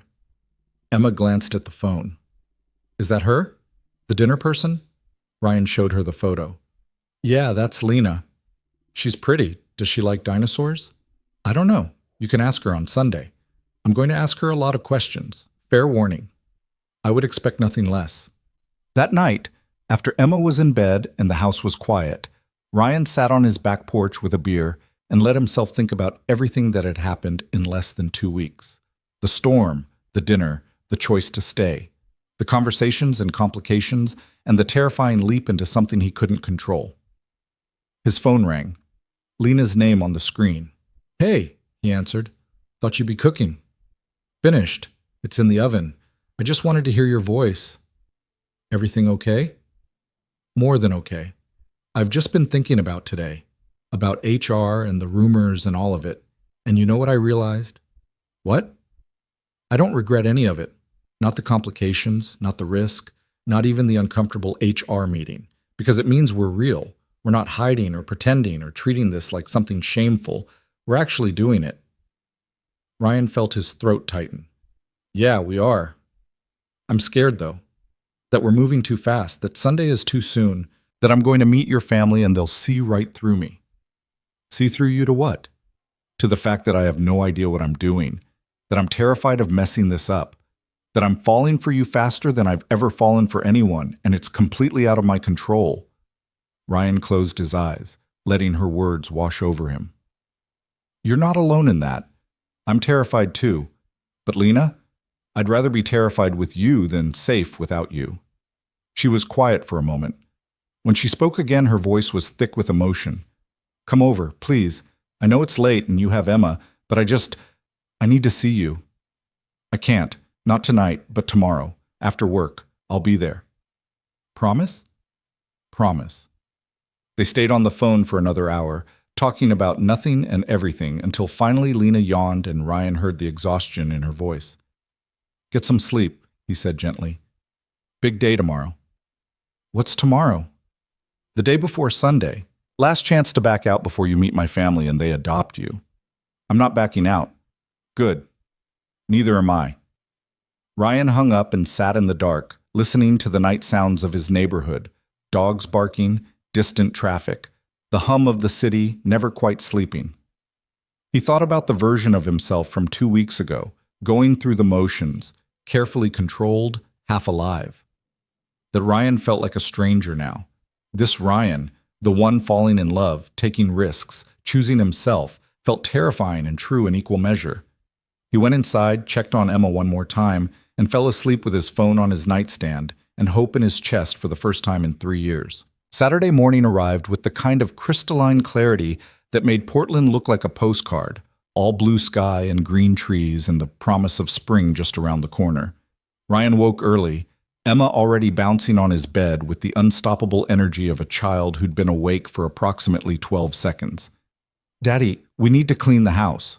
Ryan squinted at her through sleep-blurred eyes. Why? Because Lena's coming to dinner tomorrow and Grandma says first impressions matter and our house looks like a tornado hit it. Grandma said that? She called this morning, very early. I think she forgot people sleep sometimes. Ryan groaned, reaching for his phone. Sure enough, there were 3 texts from his mother, all sent before 7 a.m., with detailed instructions about what needed to be cleaned, what groceries to buy, and a reminder to make sure Emma has something nice to wear that doesn't have dinosaur stains. Your grandmother's a menace, Ryan muttered. She said you'd say that. She also said it means she loves us. They spent the morning in a cleaning frenzy that was mostly Emma narrating the process while Ryan did the actual work. By noon, the house looked more presentable than it had in months, and Ryan was exhausted. Can we get lunch, Ish? Emma asked, flopping dramatically on the newly vacuumed couch. I'm starving. Cleaning is hard work. You alphabetized your stuffed animals. I wouldn't exactly call that hard work. It's emotionally taxing. They have feelings, Dad. Ryan couldn't argue with that logic. They drove to their favorite taco truck, the one that parked near the elementary school on weekends, and ate outside at the picnic tables while Emma told him in excruciating detail about the complex social dynamics of her 3rd grade class. So anyway, Emma said around a mouthful of carnitas, Taylor's mom and Madison's mom are best friends, which makes their fight extra complicated because they have to see each other at soccer practice and pretend everything's fine when really Madison stole Taylor's gel pens and won't give them back. That does sound complicated. It's a whole thing, very dramatic. Emma took another bite, then looked at Ryan with that particular expression that meant she was about to ask a question he wasn't prepared for. Is Lena your girlfriend? Ryan had been expecting this, but expecting it didn't make it easier. Would that be okay with you if she was? I don't know. Maybe. I need more information first. What kind of information? Like, is she nice? Does she laugh at your dad jokes even though they're terrible? Will she try to replace Mom? The last question came out quieter, more vulnerable. Ryan set down his taco, giving Emma his full attention. Hey, look at me. Nobody will ever replace your mom. Ever. Your mom is your mom. Even if she's not here right now, that doesn't change. But what if Lena wants to be like a mom? Then we'd talk about it, all 3 of us. But Emma, you get to decide what that looks like. If you just want her to be Dad's friend, that's okay. If you want her to be more, that's okay too. There's no rush, no pressure. We figure it out together. Emma considered this, her expression serious. Does she make you happy? Yeah, sweetheart, she does. Then I want to meet her, properly. Not just at dinner with Grandma asking a million questions, just us, so I can decide if I like her. Ryan felt something loosen in his chest. I think that can be arranged. They finished lunch and spent the afternoon at Powell's, Emma's favorite bookstore, getting lost in the labyrinth of rooms and emerging with a stack of books about space exploration that would probably sit half-read on her nightstand. It was exactly the kind of normal Saturday that Ryan had built his life around, except this time it felt different, like he was participating instead of just going through the motions. That evening, after Emma was in bed, Ryan drove to Lena's house. She answered the door in jeans and a sweater, her hair down, looking more relaxed than he'd ever seen her at work. The house smelled like something amazing, garlic and herbs and the kind of cooking that took time and attention. "Hi," she said, and the smile she gave him erased any remaining nerves. "Hi yourself. What are you making? It smells incredible." "Coq au vin," which is probably pretentious, but I stress cook and I've been stressed all day about tomorrow, so she gestured toward the kitchen. "Come on, you can keep me company while I obsess over whether the sauce needs more wine." Ryan followed her into the kitchen, watching as she moved through the familiar space with the confidence of someone who found peace in the ritual of cooking. He leaned against the counter, content to just observe, but Lena handed him a glass of wine and put him to work chopping vegetables for a salad. "Emma asked me today if you were my girlfriend," Ryan said, peeling a cucumber with more focus than the task required. Lena's hand paused over the pot. "What did you tell her?" "I asked if that would be okay with her. She said she needed more information first. Then she asked if you'd try to replace her mom." "Oh." Lena set down her spoon, turning to face him. "What did you say to that?" "That nobody would ever replace her mom. That if you became part of our lives, she'd get to help decide what that looked like." Ryan met Lena's eyes. "She wants to meet you. Just the three of us. Before the big family dinner tomorrow. Are you ready for that? For me to meet Emma?" "I think so, if you are." Lena crossed to where he stood, took the cucumber and peeler from his hands, set them aside. "Ryan, I need you to understand something. I've never dated someone with a kid before. I don't know how to do this. What if I say the wrong thing? What if she hates me?" "She won't hate you. Emma's default setting is aggressively friendly to everyone. The real question is whether you're ready for approximately 8,000 questions about your life story and your opinions on everything from dinosaurs to dark matter." "That actually sounds kind of amazing." "Wait until hour 3 of the interrogation. Then we'll see how you feel." Lena laughed, some of the tension leaving her shoulders. "Okay, yes, I want to meet her. I'm terrified, but I want to." They ate dinner at her small kitchen table, the coq au vin rich and perfect, the conversation flowing as easily as it had that first rainy night. But there was a new weight to it now, an awareness that they were building towards something real and permanent, something that would involve more than just the two of them. "Tell me about your family," Ryan said. "Beyond the basic facts, what are they really like?" Lena topped off their wine glasses, considering the question. "My parents are complicated. They love me fiercely, but they also have very specific ideas about what my life should look like. Marriage by 30, kids by 35, a nice house in the suburbs, Sunday dinners with the whole family. And you're not living that life. Not even close. I'm 33, single, well, not single anymore, no kids, and I live alone in a house that's too small for the family gatherings they envision. I think it worries them, like I'm somehow broken or incomplete." "Do you feel incomplete?" Lena was quiet for a long moment, swirling wine in her glass. "I used to think I was whole on my own, that needing someone else meant weakness. But lately I've been wondering if maybe I was just empty, going through the motions of a life without actually living it." Ryan reached across the table, took her hand. "I know that feeling. I've been empty for 3 years, just surviving, not living, until you. Until that rainy night when I asked you to stay and you refused to sleep on the couch. Best decision I ever made." "Second best," Lena corrected. "The best was agreeing to come to HR with me instead of running away when things got complicated." They moved to the living room after dinner, that uncomfortable decorative couch suddenly feeling like the most comfortable place in the world when Lena was curled up against him. Outside, the weather was starting to shift again, clouds rolling in, the air pressure changing in that way that promised rain. Looks like another storm coming, Ryan observed. Good. I like storms. They make everything feel more alive. That's a very Portland attitude. I've been here 15 years. The city's gotten into my blood. Lena shifted to look up at him. Would you ever want to leave? If you had the chance? Ryan thought about it honestly. I used to think I would. When Emma's mom left, I fantasized about starting over somewhere new. Fresh start, clean slate, no memories. But then I realized that Emma needs stability more than I need escape. And besides, this is home. My parents are here, my job, Emma's school, our whole life is here. What if your life could be anywhere? If Emma was on board, would you go? Where would we go? I don't know. Somewhere warm, maybe? Somewhere without 8 months of rain. You just said you liked the rain. I do, but I also sometimes wonder what it would be like to wake up and see the sun more than 3 months a year. Ryan pulled her closer. Is this your way of saying you want to move? No. Maybe. I don't know. Lena sighed.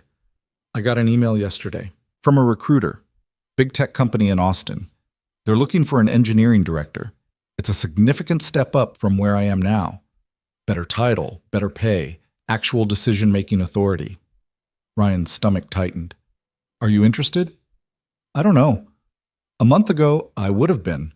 It's exactly the kind of opportunity I've been working toward my whole career, but now things are different. Yeah, now there's you, and the thought of leaving feels impossible. But the thought of staying and watching this opportunity pass by also feels impossible. So I'm stuck. Ryan understood the feeling too well. When do you have to decide? They want an answer in 2 weeks. Initial interview is Monday. You should do it. The interview. Just to see. Lena sat up, searching his face. You're serious? Completely. This is your career, Lena. Your life. I don't want to be the reason you pass up something that could be amazing. But what about us? We just started figuring this out. And we'll keep figuring it out. Whether that's here or in Austin or on the moon. I'm not going to ask you to choose between your career and a relationship that's barely 2 weeks old. That's not fair to either of us. What if I want to choose you anyway? Ryan cupped her face in his hands, the gesture tender. Then you choose me after you've explored all your options, not instead of exploring them. I'll still be here either way. You're being very mature about this. Don't get used to it. I'm mostly held together with coffee and denial. She kissed him then, and it tasted like gratitude and fear and the bittersweet knowledge that real love meant wanting the best for someone even when it might cost you everything. The rain started in earnest around midnight, a familiar percussion against the windows. Lena had fallen asleep against Ryan's chest, her breathing deep and even, and he didn't have the heart to wake her. He texted his mom. Staying at Lena's tonight. Home in the morning? Emma good? The reply came immediately. She's asleep. Take your time. Use protection. I'm not ready to be a grandmother again. Mom. What? I'm being practical. Also, I like her already. Anyone who makes you text me about staying over instead of just disappearing must be special. Ryan smiled in the darkness.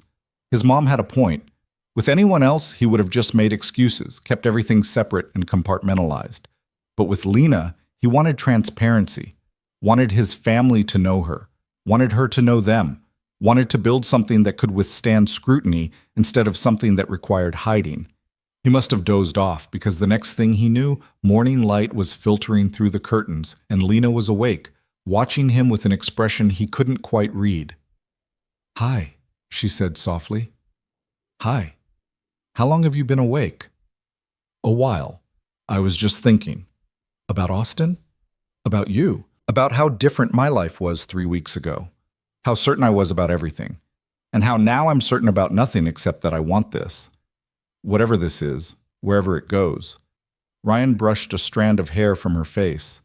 That's terrifying and beautiful. I know. Welcome to my brain. It's chaos in here. They made breakfast together. Scrambled eggs and toast, coffee strong enough to wake the dead. And Ryan marveled again at how natural it felt, this domestic dance of two people learning to share space. When he finally left around 10, the rain had stopped, but the sky remained heavy with the promise of more. See you at 6? Lena asked at the door. At your parents' house? Actually, come to my place at 4. Emma wants to meet you first. Just the 3 of us. Really? She said that? Her exact words were, I need more information. But in Emma speak, that means she's already decided to like you and just wants to verify her conclusion with empirical evidence. No pressure then. None at all. Just be yourself. She'll love you. Ryan drove home through quiet Sunday morning streets, past families heading to brunch and couples walking dogs, and all the small, ordinary moments that made up a life. He thought about Austin, about Lena's career opportunity, about the possibility that this thing between them might have an expiration date before it even really began. But he also thought about her sleeping against his chest, about the way she looked at him like he was something precious, about the future they could build if they were brave enough to try. Emma was waiting on the front steps when he pulled up, still in her pajamas despite the late hour. Grandma called 3 times, she announced. She wants to know what time we're coming and what Lena's favorite dessert is and whether she has any food allergies. I told her I didn't know, and she said that's because you never tell her anything important. Your grandmother has a flair for drama. She says that's where I get it from. Emma followed him inside. So Lena's coming here first, before dinner? Yeah, at 4. Is that okay? Is she going to be nervous? Ryan thought about Lena's hands shaking slightly when they'd talked about meeting Emma. Probably. Are you? A little. What if we don't have anything to talk about? Then I'll talk enough for all 3 of us, and you can both be annoyed at me. It'll be a great bonding experience. Emma giggled. You're weird, Dad. Thank you. I try. They spent the afternoon in a different kind of cleaning, the kind where Emma rearranged her room 3 times to create the optimal conversation environment, and Ryan stress-baked cookies he didn't remember deciding to make. By the time 4 o'clock approached, the house smelled like chocolate chip cookies and nervous anticipation.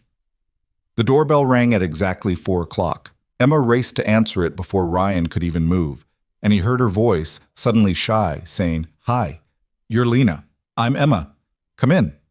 Ryan appeared in the hallway to find Lena standing in his entryway holding a wrapped package, looking more nervous than he'd ever seen her, while Emma studied her with the intense focus of a scientist examining a new specimen.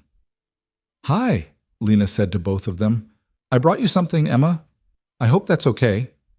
Emma took the package with cautious excitement. Can I open it? That's the idea.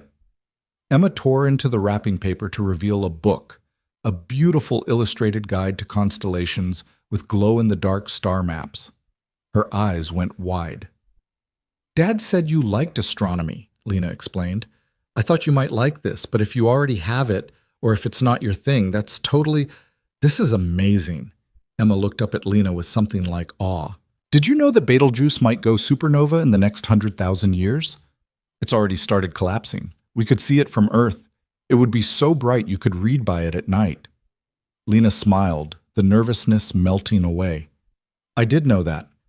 I also know that when it does go supernova, the explosion will outshine our entire galaxy for a few weeks.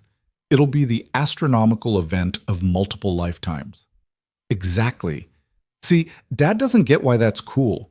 He just worries about whether the radiation will hurt us. Which it won't, by the way. It's too far away. Your dad sounds very protective. He is. It's his whole thing. Emma grabbed Lena's hand with the unself-conscious trust of a child who'd made a decision. Come see my room. I have a telescope Grandpa got me for Christmas. We can look at the moon later when it's dark.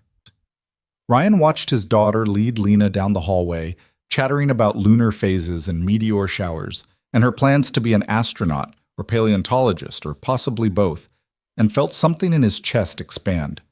This was real. This was his life. This could be their future. He gave them space, cleaning up the kitchen and trying not to eavesdrop, but absolutely eavesdropping. He heard Emma's questions. What's your favorite planet? Do you like dinosaurs? Why do you work with computers if you like space? And Lena's patient, genuine responses.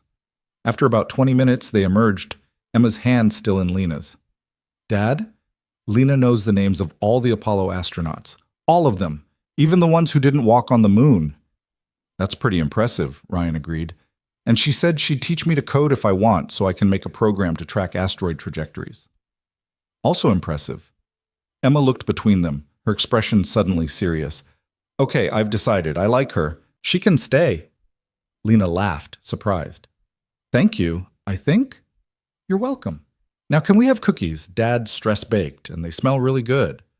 They sat around Ryan's kitchen table, the three of them, not quite a family, but not quite not a family either, eating warm cookies and drinking milk while Emma explained her elaborate theory about why Pluto should be reclassified as a planet. Lena listened with the kind of attention that couldn't be faked, asking follow-up questions and treating Emma's opinions with respect instead of condescension. We should probably head to Grandma's soon, Ryan said eventually, checking his watch. She'll send a search party if we're late. Will there be a lot of people? Lena asked, and Ryan heard the nerves creeping back into her voice. Just my parents and us. Maybe my brother if he's in town, but he usually flakes. It'll be low-key. Your mom is going to ask me a million questions, isn't she? Approximately. But she means well. And she already likes you, so at least half the questions will be friendly. Emma tugged on Lena's sleeve. Can I ride with you to Grandma's? I want to show you the cool shortcut through the neighborhood. Lena glanced at Ryan, who nodded. Sure, if that's okay with your dad. Very okay. I'll follow you guys. Watching Emma buckle into Lena's passenger seat, still chattering away about constellations and cookies and whatever else crossed her mind, Ryan felt the full weight of what he was risking. If this didn't work out, it wouldn't just be his heart that broke. It would be Emma's, too. She was already getting attached, already weaving Lena into the fabric of their lives. But looking at Lena's face as she listened to Emma with genuine interest and warmth, Ryan couldn't bring himself to regret it. This was worth the risk. They were worth the risk. His parents' house looked exactly the same as it had for Ryan's entire life. A modest ranch style in a neighborhood that had gentrified around it, holding out against developers who regularly left increasingly aggressive offers in the mailbox. The porch light was already on despite the late afternoon sun, and Ryan could see his mother's silhouette in the kitchen window. Emma burst through the front door, dragging Lena behind her. Grandma, Grandpa, this is Lena. She knows everything about space and she gave me a book, and we're going to look at the moon later. Ryan's mother appeared from the kitchen, wiping her hands on a dish towel, her expression warm and curious. She was smaller than Ryan remembered her being when he was a child. Her hair more gray than brown now, but her eyes had the same sharp intelligence that missed nothing. So you're the one who's made my son remember how to smile, she said, pulling Lena into a hug before Lena could even respond. I'm Carol. That's Bill in the living room pretending to watch TV, but actually trying to hear every word we say. Don't mind him. He's harmless. Mom, Ryan started. What? I'm being welcoming. This is my welcoming face. Lena laughed, visibly relaxing. It's nice to meet you, Carol. Thank you for having me. Thank you for dating my son. We were starting to worry he'd forgotten how. Carol ushered them all into the kitchen, where something in the oven smelled incredible. Emma, go show Grandpa your new book. Ryan, set the table. Lena, you're helping me with the salad and answering approximately 12,000 questions while we work. Ryan caught Lena's eye, shrugged apologetically.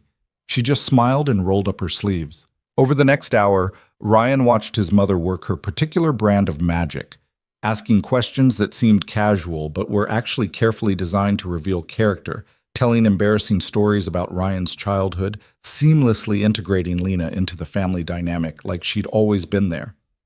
His father joined them eventually, shaking Lena's hand with his characteristic quiet assessment, before declaring her much better than the last one and earning a sharp look from Carol. Dinner was lasagna and salad and garlic bread, the table crowded in the best way, conversation flowing easily despite the underlying current of everyone being on their best behavior. Emma dominated half the discussion with her theories about space exploration, while Carol asked Lena about her family, her work, her life with the kind of genuine interest that made people want to share. My parents immigrated from Taiwan in the 80s, Lena explained, accepting a second helping of lasagna. They wanted opportunities they couldn't have back home. Better education, better jobs. The usual story. Do they live nearby? Carol asked. Sacramento. I see them about once a month. They're getting older, dealing with health issues. It's been on my mind a lot lately. That's hard, being far away when parents need you. Carol glanced at Ryan. Ryan's been good about that, checking in, bringing Emma around, more than a lot of adult children do. Mom, don't. I'm not doing anything. I'm just saying my son is thoughtful. Is that a crime? Lena smiled at Ryan across the table. He is thoughtful. It's one of the things I noticed about him first. He pays attention in a way most people don't. Emma perked up. Like how he always remembers which flavor of ice cream I like, even though I change my mind every week? Exactly like that. That's because Dad has a spreadsheet for everything. He's super organized, sometimes too organized. Hey, my spreadsheets keep this family running smoothly. Dad, you have a spreadsheet for spreadsheet ideas. That's not normal. The table erupted in laughter, and Ryan felt the last bit of tension dissolve. This was working. His family liked Lena. Lena liked his family. Emma was already planning their next constellation viewing session. It was almost too good to be true. After dinner, while Carol and Bill cleared the table over everyone's protests about helping, Ryan and Lena stepped out onto the back porch. The evening had turned cool, the sky clearing to reveal early stars. Emma's voice carried from inside, explaining something to her grandparents with characteristic enthusiasm. Your family is wonderful, Lena said, leaning against the porch railing. They liked you, I could tell. Mom used her I approve voice for most of dinner. She has an approval voice? Very distinct, similar to her I'm disappointed but love you anyway voice, but with less subtle guilt. Lena turned to face him, her expression serious. Ryan, I need to tell you something about the Austin job. His stomach tightened. Okay. I'm doing the interview tomorrow, just the initial conversation. But I've been thinking about what you said about exploring options before making decisions. And you're right. I need to know what I'm choosing. Whether I stay here or go there, I need it to be a real choice, not just defaulting to what's easy or familiar. That makes sense. But I also need you to know, whatever happens with that job, whatever opportunities come up, I want this. I want us. And if that means turning down Austin or figuring out long distance or finding some creative solution we haven't thought of yet, I'm willing to do that work. Ryan pulled her close, breathing in the scent of her shampoo, feeling the rightness of her in his arms. We'll figure it out, together, whatever comes. You keep saying that like you're sure. I am sure, about you, about us. The rest is just logistics. Emma's face appeared in the window, pressed against the glass. Dad, Lena, come look. Grandpa found the telescope and we can see Jupiter. It has moons, actual moons. They went inside to find Bill setting up an old telescope by the back window, Emma bouncing with excitement, Carol watching it all with the contentment of someone who'd orchestrated exactly this outcome. They took turns peering through the telescope at Jupiter's bright disk and the 4 tiny points of light that were its Galilean moons.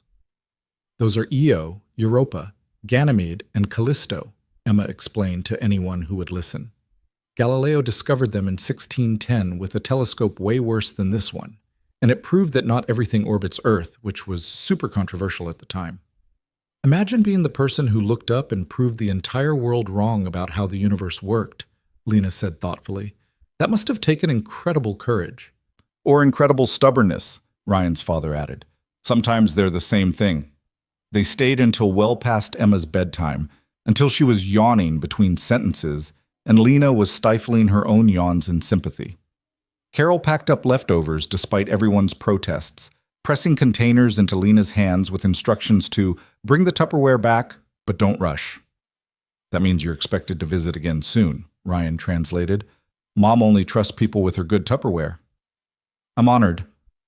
They walked out to their cars together, Emma holding both their hands, swinging between them like she had when she was much smaller. The night air smelled like rain and cut grass, and the particular green scent of Portland in almost spring. Can Lena come to my school presentation on Friday? Emma asked suddenly. We're doing reports on our favorite scientists, and I'm doing Neil deGrasse Tyson, and it would be cool if she was there. Ryan glanced at Lena. You don't have to be... I'd love to, Lena said immediately. What time? 2:00 in the cafeteria. It's going to be very educational. I'll be there. Emma hugged Lena with the fierce sudden affection of an 8-year-old who'd made a decision. You're nice. I'm glad Dad likes you. I'm glad he likes me too. They drove home in a caravan, Ryan and Emma in his car, Lena following behind. Emma fell asleep before they'd gone 3 blocks, her new constellation book clutched to her chest. Ryan watched Lena's headlights in his rearview mirror and thought about futures and choices and the terrifying beauty of letting someone in. At home, he carried Emma to bed without waking her, tucked her in with her book and stuffed dinosaur, and returned to find Lena sitting on his front steps, looking up at the stars. "Hey," he said, sitting beside her. "You okay?" "Yeah, just thinking about Galileo, about looking up and seeing something that changes everything you thought you knew. Is that what this feels like? For you?" Lena turned to him, and in the dim porch light, her eyes held something that looked like wonder. "Yeah, you're my Jupiter moment. The thing that proves everything I believed about myself was wrong." "What did you believe?" "That I was better off alone. That needing someone meant weakness. That love was just a chemical reaction we gave too much meaning to." She took his hand. "But you've proven all of that wrong, and it's terrifying and exhilarating, and I have no idea what I'm doing, but I don't want to stop." Ryan kissed her, there on his front steps under the stars, and tasted salt. He realized she was crying. "I'm sorry," she said, laughing and wiping at her eyes. "I'm not usually this emotional. Today was perfect. Your family, Emma, all of it. And I keep waiting for the other shoe to drop, for something to go wrong. What if nothing goes wrong? What if it's just this good? Then I don't know how to hold that. How to believe in it. You don't have to figure it out all at once. We'll figure it out together, one day at a time." They sat there until the cold drove them inside, talking about everything and nothing, making plans for Emma's school presentation, and laughing about Carol's not-so-subtle interrogation techniques. When Lena finally left around midnight, Ryan stood in his doorway and watched her drive away, the taillights disappearing around the corner, and felt the full weight of what he was risking. But he also felt alive. Fully, completely, terrifyingly alive in a way he hadn't been in years. Monday morning brought reality crashing back. Ryan arrived at work to find Marcus waiting at his desk with an expression that meant trouble. "Dude, we need to talk." "Good morning to you too." "Kevin's filing a complaint with HR. Says you got preferential treatment on the authentication module because you're sleeping with Lena. He's got emails, project assignments, the whole thing documented." Ryan's blood ran cold. "We already disclosed to HR. It's being handled." "Yeah, but he's saying it started before you disclosed. That the whole relationship is about career advancement. He's making it ugly, man. That's not... We didn't... I know that. You know that. But Kevin's got people listening. And you know how this goes. Once someone plants that seed, it grows." Ryan found Lena in her office, door closed, her expression stormy. She looked up when he entered. "You heard? Marcus just told me. What do we do?" "We stick to the truth. The timeline is documented. I assigned you that project months before anything happened between us. The evidence is on our side." "But evidence doesn't matter if people don't want to believe it." Lena stood up, crossed to where he stood. "Then we make them believe it. We're transparent, professional, and we don't give them any ammunition. This is exactly what I was afraid of, Ryan. This is how careers get destroyed. Then we fight back. We don't let Kevin's bitterness dictate our lives." Easy to say when you're not the one being accused of sleeping your way to success. The words landed like a slap. Ryan stepped back, stung. "That's not fair. No, it's not. None of this is fair. But it's the reality of being a woman in tech. One relationship, one perceived conflict of interest, and suddenly every accomplishment is suspect. Every decision I've made gets re-examined through the lens of who I'm sleeping with." "So what are you saying? That we should end this?" Lena closed her eyes, her shoulders sagging. "I don't know. I need to think. I have the Austin interview in an hour, and I can't do this right now. I can't think about us and them and all of it at once. Lena, please, just give me some space. I'll call you later." Ryan left her office feeling like the ground had shifted beneath him. He tried to focus on work, but every interaction felt weighted, every glance from coworkers loaded with judgment. By lunch, he was ready to walk out and never come back. His phone rang. "Lena." "Hey," he answered, stepping into an empty conference room. "How did the interview go?" "They want me to come to Austin. Final interviews, meet the team. They're talking salary numbers that are... She trailed off. Ryan, it's a lot of money, a lot of opportunity. And right now, with everything happening here, it's starting to look really appealing. When do they need an answer? End of the week. They want to move fast. That's 3 days. I know. They sat in silence on their respective ends of the line, the weight of unspoken questions pressing down. What do you want to do? Ryan asked finally. I want to not have to choose between my career and the first real relationship I've had in years. But apparently that's not an option. It could be, if we figure out long distance. Or if I found something in Austin. Or, Ryan, you can't uproot your whole life for someone you've known for 3 weeks. You have Emma. You have your parents. Your whole support system is here. But what if I want to? Then you'd be making the same mistake I almost made, choosing a person over everything else and hoping it works out. That's not how adults make decisions. Her words felt like a door closing. Ryan gripped the phone tighter. So that's it? You're going to Austin and we're done? I don't know. I just need to think. Can you give me that? Time to think without pressure? Yeah, of course. Take all the time you need. He hung up and sat in the empty conference room, staring at nothing, feeling the future he'd started to believe in crumbling around him. His phone buzzed with a text from Emma. Don't forget Friday at 2. Lena's coming to see my presentation. Ryan closed his eyes against the weight of it all. He'd promised Emma, promised Lena, promised himself. But promises felt hollow when the person you made them to was already planning their exit. The rest of the day passed in a haze. By the time Ryan left at 6, physically and emotionally exhausted, the sky had opened up again. Another storm, another night of rain hammering against windows and washing the city clean. His phone rang as he sat in his car, rain obscuring everything beyond the windshield, Lena's name on the screen. I can't do this over the phone, she said when he answered. Can you come over? Now? Now, please, I need to see you. Ryan drove through the storm, déjà vu washing over him. Another rainy night, another crucial conversation, another moment where everything could change. Lena opened the door before he could knock, her eyes red, her expression torn. Come in, we need to talk. He stepped inside, water dripping onto her hardwood floors, and braced himself for whatever came next. Lena closed the door behind Ryan, and for a moment they just stood there in her entryway, the sound of rain filling the silence between them. She looked fragile in a way he'd never seen before. No careful composure, no professional armor, just raw vulnerability written across every feature. I've been sitting here for 3 hours, she said finally, her voice barely above a whisper. Going over everything in my head. The Austin offer, Kevin's complaint, what happened with us, trying to make it all make sense. And did it make sense? No, nothing makes sense anymore. She moved toward the living room and Ryan followed, both of them ending up on that uncomfortable couch that had somehow become their confessional.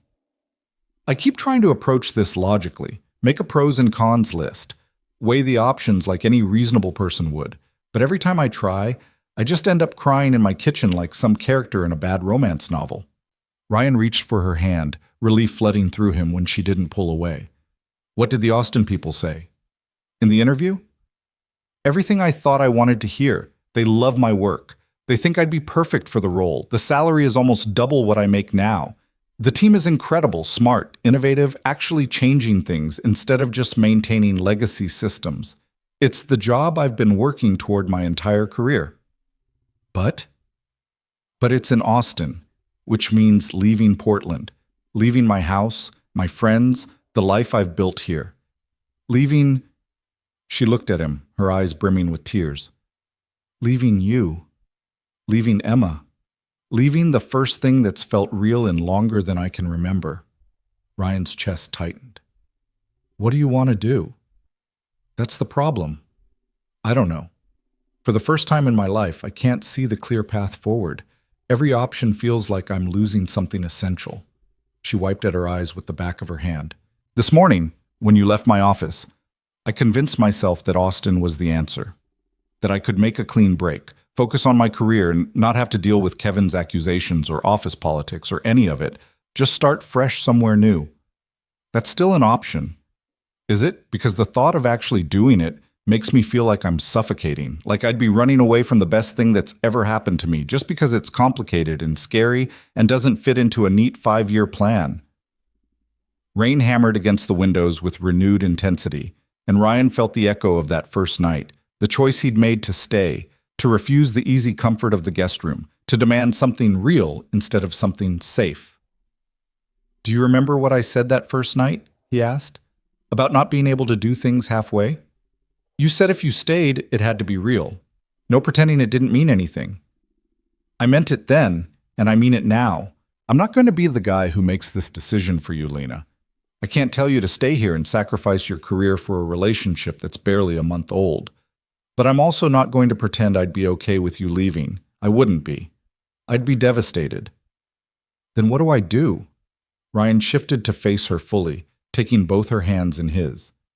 "You make the choice that lets you live with yourself, not the choice that makes everyone else happy, not the choice that's easiest or safest or most logical, the choice that, when you're 70 years old looking back on your life, you won't regret."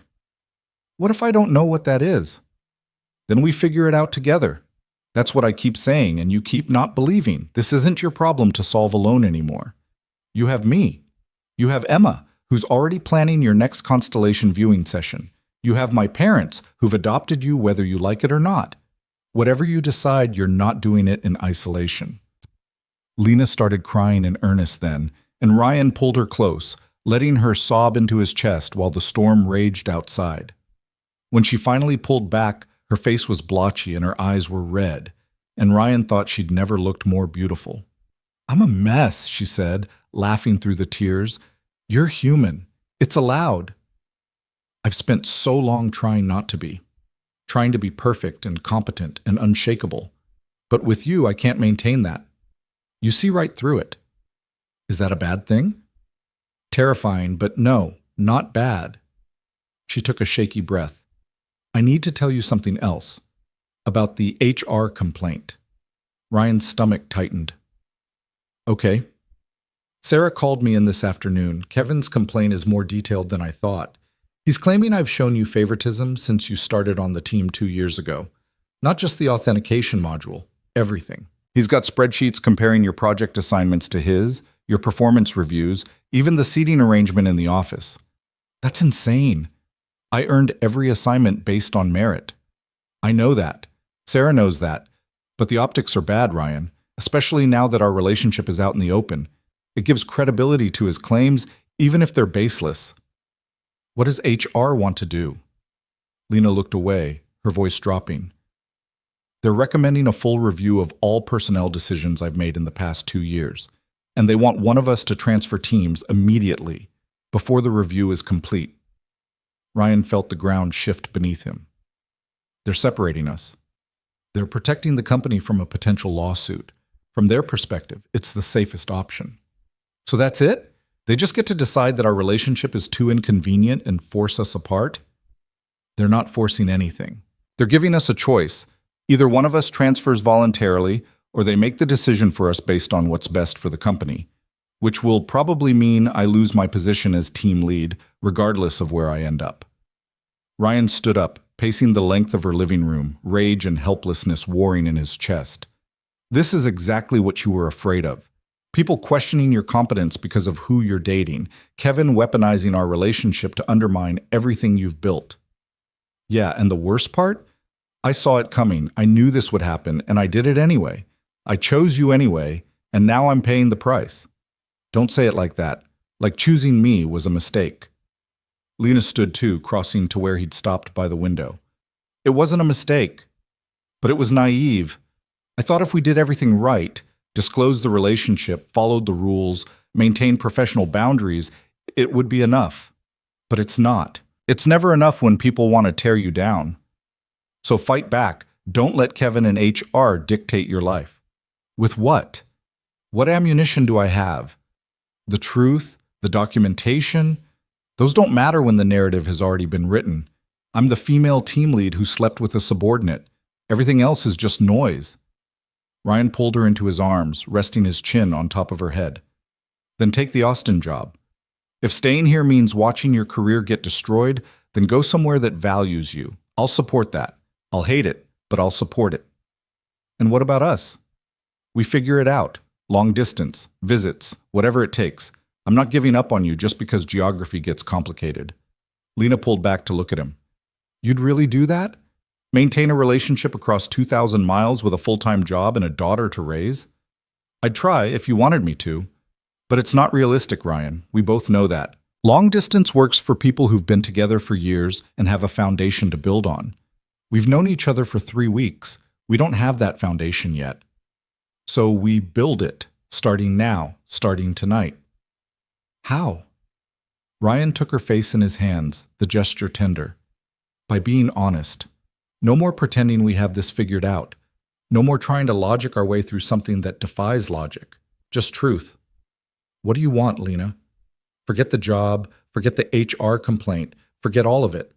If you could have anything, what would it be? She closed her eyes, tears slipping down her cheeks. You. Emma. This. A life where I don't have to choose between my career and my heart. Where I can be ambitious and in love, and neither one diminishes the other. That's what I want. That's what I've always wanted, even before I knew it was possible. Then that's what we fight for. But how? How do we make that work when everything is against us? I don't know yet. But I know that if you take the Austin job just to escape the mess here, you'll resent it eventually. And if you stay here and let them destroy what you've built, you'll resent that too. So we find a third option, something neither of us has thought of yet. Lena opened her eyes, searching his face. You sound very certain for someone who has no idea what he's talking about. I'm certain about you. The rest is just problem solving. They stood there for a long moment, wrapped in each other's arms while the storm continued its assault on the windows. Finally, Lena's phone buzzed. She pulled it out, glanced at the screen, and her expression shifted. It's Sarah, from HR. She wants to meet tomorrow morning, 9 a.m., both of us. What do you think she wants? Probably to tell us which one of us is being transferred, or to give us a deadline for making the decision ourselves. Lena put her phone away, her shoulders sagging. I should prepare a response, figure out what I'm going to say. Or you could just be honest. Tell her you don't have an answer yet, that you need time. They're not going to give me time. This is HR, Ryan. They have protocols and timelines and risk assessments. My personal crisis doesn't factor into their decision matrix. Then we make it factor in. We go in there tomorrow and we tell them the truth, that we're trying to navigate this responsibly, that we're not going to make hasty decisions that we'll regret later, and that if they can't respect that, we'll find somewhere that will. Lena looked at him like he'd lost his mind. You want to threaten to quit? In the middle of a project launch? I want to stand up for what matters. You matter. This matters. And I'm tired of letting other people's fear and small-mindedness dictate how we live our lives. That's very noble. It's also potentially career suicide. Maybe. Or maybe it's the only way to maintain any integrity in this whole mess. Lena was quiet for a long time, considering. Finally, she said, What about Emma? Have you thought about what this would mean for her? If you quit your job to make a point, you'd be unemployed. That impacts her stability, her security, everything you've been trying to protect. Ryan felt the weight of that truth settle in his chest. You're right. I can't just make unilateral decisions that affect her life, but I also can't teach her to always take the safe path, to never stand up for what she believes in. There has to be a balance. And what if there isn't? What if sometimes the responsible choice is the one that feels like surrender? Is that what you think? That we should just accept whatever HR decides and move on? I think I'm exhausted and confused, and I don't trust myself to make good decisions right now. Lena moved back to the couch, curling up in the corner. Can we just not talk about this for a while? Can we just be here together and pretend the rest of the world doesn't exist? Ryan joined her on the couch, pulling her close. Yeah, we can do that. They sat in silence for a long time, listening to the rain, not talking about Austin or HR or any of the impossible choices looming over them. Eventually, Lena fell asleep against his shoulder, her breathing deep and even, and Ryan stayed perfectly still, not wanting to wake her. His phone buzzed quietly, a text from his mom. Emma wants to know if you're coming home tonight. I told her you might be working late. She said, Dad doesn't work late on Mondays. Your daughter is too smart for lies. Ryan typed back carefully. With Lena, tough day. We'll explain tomorrow. The response came immediately. Everything okay? Not really, but we're handling it. Do you need me to keep Emma tomorrow? Give you space to deal with whatever this is? Ryan thought about the HR meeting at 9, about the impossible conversation waiting for him and Lena. Yeah, that would help. Thanks, Mom. Anytime, that's what family does. We show up. Ryan put his phone away and looked down at Lena, peaceful in sleep, her defenses finally down. He thought about families and showing up and the different forms that support could take. His mother was right.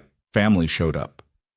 But what did that mean when the person you were starting to think of as family was contemplating moving 2,000 miles away? He must have dozed off because the next thing he knew, early morning light was filtering through the curtains and Lena was awake, watching him with an expression he couldn't quite read. Hi, she said softly. Hi, what time is it? Almost 7. We have 2 hours before the meeting. Ryan sat up, his neck complaining about the awkward angle he'd slept in. Have you been awake long? A while. I've been thinking. About? About what you said about finding a third option. I think I might have one. Ryan was immediately alert. Tell me. Lena took a deep breath, her hands twisting in her lap. What if I take the Austin job, but only temporarily? 6 months. A year maybe. Just long enough to prove to myself that I can do it, that I'm capable of leading at that level. And in that time, we actually give this relationship a real chance. No hiding, no half measures. We do long distance properly. Regular visits, constant communication, actual commitment. And at the end of that period, we reevaluate.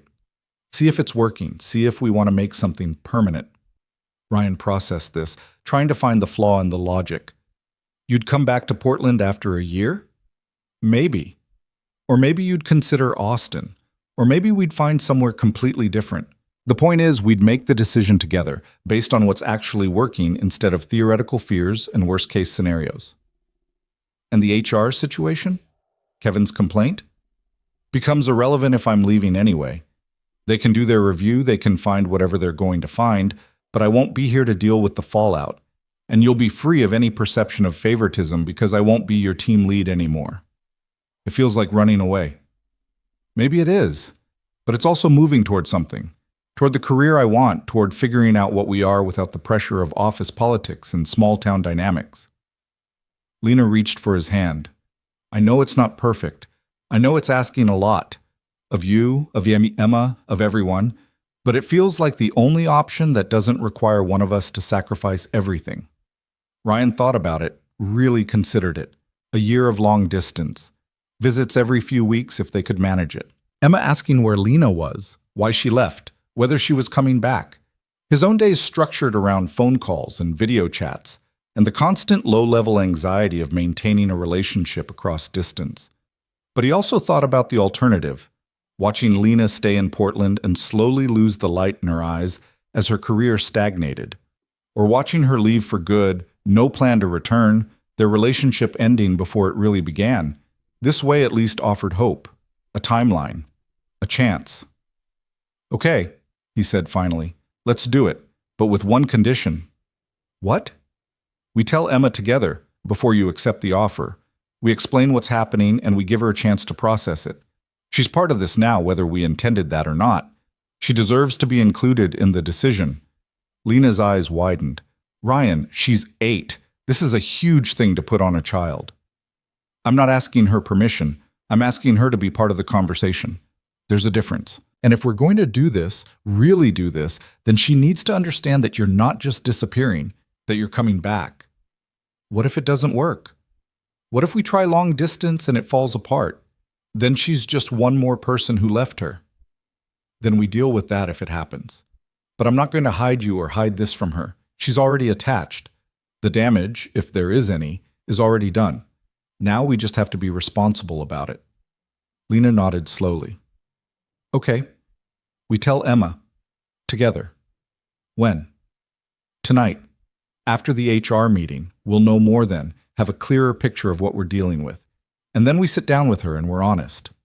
They got ready in a strange tandem, Lena finding Ryan a clean shirt from a box of clothes her brother had left behind, both of them drinking coffee in tense silence, the weight of the upcoming meeting pressing down like a physical thing. At 8:30, they drove separately to the office, maintaining the appearance of professional distance, even though everyone probably knew exactly where Ryan had spent the night. The office felt different when they arrived, quieter somehow, like everyone was holding their breath. Marcus gave Ryan a sympathetic look as he passed, and Jess squeezed Lena's shoulder in the hallway outside HR. They were the last to arrive. Sarah Chen was already waiting, along with Tom Harrison, the interim manager who'd been handling Ryan's reviews, and someone Ryan didn't recognize. "This is David Chen, our employment attorney," Sarah explained as they all sat down. "Given the nature of Kevin's complaint and the potential legal implications, we thought it best to have him present." Ryan's stomach dropped. An attorney meant this was serious, more serious than he'd thought. Sarah pulled out a folder, organizing papers with practiced efficiency. "Let me start by saying that we appreciate you both being proactive about disclosing your relationship. That demonstrates integrity and good judgment. However, the complaint Mr. Brennan has filed raises concerns that we're obligated to investigate thoroughly." "What exactly is he alleging?" Lena asked, her voice steady despite the tremor Ryan could hear underneath. David spoke up, his tone professionally neutral. "Mr. Brennan is alleging a pattern of favoritism spanning approximately 18 months. He's provided documentation of project assignments, performance reviews, and team allocations that he believes demonstrate preferential treatment. He's also suggesting that the authentication module assignment, which is a high-visibility, career-advancing project, was given to Mr. Carter based on personal rather than professional considerations." "That's not true," Ryan said immediately. "Lena assigned me that project based on my qualifications and track record. I have the technical expertise Kevin lacks, and my past performance proves—" "We're not questioning your qualifications," Sarah interrupted gently. "We're addressing the perception of impropriety. And unfortunately, perception matters just as much as reality in these situations." "So what are you recommending?" Lena's voice was tight. Sarah exchanged a glance with David before continuing. "We have a few options. First, we could conduct a full investigation, review all personnel decisions Ms. Brooks has made, interview team members, examine documentation. This would take approximately 4 to 6 weeks and would likely involve both of you being placed on administrative leave during the investigation." "Administrative leave?" Ryan felt panic rising. "I have a project launching in 2 weeks." Which brings us to option 2. One of you transfers to a different team effective immediately. This removes the conflict of interest and makes the investigation unnecessary. The transfer would be lateral, same position, same pay, just a different reporting structure. "And option 3? Lena asked quietly. David leaned forward. "Option 3 is that one of you resigns. Voluntarily. This ends the investigation immediately, protects both your professional reputations, and allows the other person to continue in their current role without the shadow of this complaint hanging over them." The room went silent. Ryan felt like all the air had been sucked out of the space. "You're asking one of us to quit," he said, hearing the edge in his own voice. "We're presenting options," Sarah clarified, "not requirements. But I want to be very clear. If you choose option 1, the investigation will be thorough and public within the company. Everyone will know. Your professional reputations will be examined in detail, and there's no guarantee of the outcome. If the investigation finds even the appearance of impropriety, both of you could face serious consequences." Lena spoke before Ryan could. "I need to disclose something. I've been offered a position with another company in Austin. I was already planning to accept it." Sarah's eyebrows rose. "When were you planning to start?" "They want me in 4 weeks. I'd give my 2 weeks notice here, and then I'd need 2 weeks to relocate and prepare." "That solves our immediate problem," David said, making a note. "If Ms. Brooks is leaving voluntarily for a position elsewhere, we can close this complaint as moot. The conflict of interest ends, and there's no need for a prolonged investigation." "But what about Ryan?" Lena asked. "Kevin's complaint is about favoritism I allegedly showed him. If I leave, does that vindicate Kevin's claims? Does it make it look like I was forced out because the allegations were true?" Sarah considered this. "It could be interpreted that way. But if you're leaving for a significant career advancement, which an engineering director role certainly is, then the narrative becomes about opportunity rather than avoidance. We'd position it as Ms. Brooks pursuing an excellent opportunity that arose during a time of transition here. In other words, you'd spin it, Ryan said flatly. We'd communicate it accurately and positively, Sarah corrected. Is that spin? Perhaps, but it's also protecting both of you from unnecessary damage. Ryan looked at Lena, trying to read her expression. She was holding herself very still, that careful composure back in place, but he could see the cost of it in the tension around her eyes. Can we have a moment? Lena asked. To discuss this privately? Of course. Take all the time you need. We'll be right outside. The three of them filed out, leaving Ryan and Lena alone in the conference room. The silence felt crushing. This is it, Lena said quietly. The decision point. If I take Austin, this all goes away. You keep your job, finish your project, and your reputation stays intact. Kevin's complaint becomes irrelevant. And if you don't? If you choose option 2 and transfer teams here in Portland? Then we go through an investigation that will be humiliating and invasive and will probably damage both our careers regardless of the outcome. And for what? So I can stay in a position that's already been tainted by this complaint? So you've decided. You're taking Austin. I don't see another choice that makes sense. Ryan stood up, crossing to the window that looked out over the parking lot. What happened to fighting for what we want? To not letting other people's fear dictate our lives? That was before we had a lawyer in the room explaining potential legal consequences. This is real, Ryan. This is our careers, our livelihoods, everything we've worked for. I can't throw that away on principle. So we just let them win. Let Kevin win. No, we make the smart choice. I take an amazing job that I actually want. You finish your project and prove that you earned your position through merit. And we try to make this work long distance like we talked about. That's not surrendering. That's being strategic. Ryan turned to face her. Is that really what you want? Or is this just the least painful option in a situation with no good answers? Lena met his eyes, and he saw everything she wasn't saying written in her expression. The fear, the frustration, the bone-deep exhaustion of constantly having to prove herself. Does it matter? Either way, I'm going to Austin.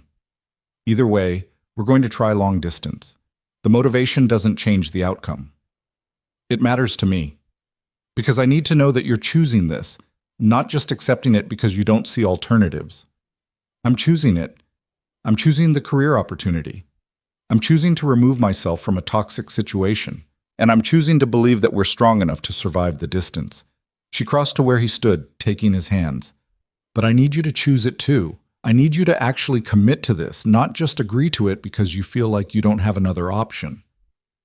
Ryan thought about Emma, about the conversation they'd have to have tonight, about explaining that Lena was leaving but coming back, that sometimes people had to go away to figure out where they belonged, about weekend video calls and infrequent visits and the constant ache of missing someone. But he also thought about the alternative, Lena staying in Portland, bitter and resentful, their relationship poisoned by the sacrifice she'd made. Or worse, losing her entirely because she chose her career and decided Ryan wasn't worth the complication. I'm in, he said finally. Completely. We do this right, proper long distance with real commitment and actual communication. We visit each other. We make time. We don't let the distance become an excuse to drift apart. And Emma? We tell her tonight, together. We help her understand that this isn't abandonment, it's temporary. That you're coming back. What if I'm not? Coming back, I mean. What if Austin works out and I want to stay? Then we figure that out when we get there, one decision at a time. Lena nodded, relief and fear and hope all tangled together in her expression. Okay, let's tell them. They called Sarah and the others back in. Lena delivered the news with calm professionalism. She was accepting the position in Austin, would give her 2 weeks' notice effective immediately, and appreciated their handling of a difficult situation. Sarah looked visibly relieved. Tom made appropriate noises about losing a valued team lead, and David made notes about closing the complaint. They were done in 20 minutes. Just like that, the crisis was resolved. Problem solved. Everyone could move on. Ryan walked out of that conference room feeling like he'd just witnessed a surgery, necessary, clinical, and leaving everyone involved fundamentally changed. He spent the rest of the day in a daze, going through the motions of work while his mind raced ahead to the evening conversation with Emma. Lena was busy with exit meetings and transition planning, so they barely spoke except for a few text messages confirming that yes, they were still doing this. Yes, they were telling Emma together. Yes, everything was going to be okay, even though neither of them fully believed it. At 5 o'clock, Ryan left the office and drove to his parents' house to pick up Emma. His mother took one look at his face and pulled him aside while Emma was packing up her things. What happened? Lena's taking a job in Austin. She's moving in 4 weeks. His mother's expression shifted through surprise, concern, and finally understanding. And you two are trying long distance, seeing if it works. I know it's crazy. I know it's probably doomed, but I have to try, Mom. I can't just let her go without fighting for this. Carol pulled him into a hug, the kind that had fixed scraped knees and broken hearts throughout his childhood. Then you fight, and we'll support you, both of you, whatever you need. I have to tell Emma tonight. We both do. Lena's coming over at 7. Do you want me there? For backup? Ryan considered it, then shook his head. No. This needs to be just us. But thank you for everything, for understanding. That's what mothers do. We understand our children even when they're making questionable decisions about long-distance relationships with women they've known for 3 weeks. It's been a month. Oh well, that changes everything. Emma bounded out then, backpack trailing, full of stories about her day with her grandparents. Ryan drove home listening to her chatter, dreading the conversation to come, but knowing it was necessary. Lena arrived at exactly 7, carrying Chinese takeout and looking nervous enough that Emma noticed immediately. Are you okay? Emma asked, studying Lena with that disconcerting 8-year-old directness. You look like you're about to throw up. I'm fine, just had a long day at work. Lena set the food on the kitchen counter, her hands shaking slightly. They ate dinner with forced normalcy, Emma dominating the conversation with elaborate plans for her science presentation on Friday. When they finished, Ryan cleared the dishes and suggested they all sit in the living room. Is this a serious talk? Emma asked, her expression shifting from cheerful to wary. Because you're using your serious voice. It is, Ryan confirmed, but it's not bad, just important. Lena has some news she wants to share with you. Emma settled on the couch between them, suddenly very still. Ryan watched Lena take a deep breath, watched her gather her courage, and felt a surge of love so strong it almost hurt. Emma, Lena began, her voice gentle. You know how your dad has his job, and I have mine, and we both work really hard at them? Emma nodded, her eyes wide. Well, I got offered a new job, a really good one. It's the kind of job I've been working toward for a very long time, but it's in a different city, in Texas, a place called Austin. Emma processed this, her brow furrowing. You're leaving? For a while, yes, but not forever. And not because I want to leave you or your dad, because this is an amazing opportunity that I need to try. When? I have to be there in 4 weeks. Emma's lower lip trembled. 4 weeks is not very long. I know, sweetheart. Lena reached for Emma's hand. And I know this is confusing. We just became friends, and now I'm telling you I'm leaving. That must feel really unfair. Are you coming back? Ryan jumped in then. Lena and I are going to try to make this work, even though we'll be far apart. That means she'll visit as often as she can. And maybe sometimes you and I will go visit her in Austin. You've never been to Texas, right? Emma shook her head, still processing. It's different from Portland, Lena said. It's warmer, no rain. They have bats that fly out from under a bridge at sunset. Thousands of them. And really good tacos. And a space center where we could learn about rockets. Really? Emma's interest was cautiously engaged. Really? And we could video call all the time. Every day if you want. You could show me your homework and tell me about school, and we could look at constellations together online. But it's not the same as you being here. No, Lena agreed, and Ryan heard her voice crack. It's not the same, and I'm really sorry about that. But sometimes adults have to make hard choices about their work, and this is one of those times for me. Emma was quiet for a long moment, her expression serious in a way that made her look older than 8. Finally, she said, Are you and Dad going to break up?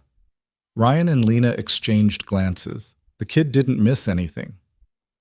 We're going to try really hard not to, Ryan said honestly, but long distance is difficult. It takes a lot of work and commitment from both people. We think it's worth trying, but we can't promise it'll work out. And if it doesn't, if you break up, then Lena and I would still care about each other, Ryan said carefully, and she'd still be your friend. That doesn't change just because the romantic part doesn't work out. Emma looked at Lena. Promise? I promise, Lena said, and Ryan could hear the tears in her voice. No matter what happens between me and your dad, you and I are friends. That's separate. That's ours. Emma threw her arms around Lena, burying her face in her shoulder. I don't want you to go. I know. I don't really want to go either, but I think I need to.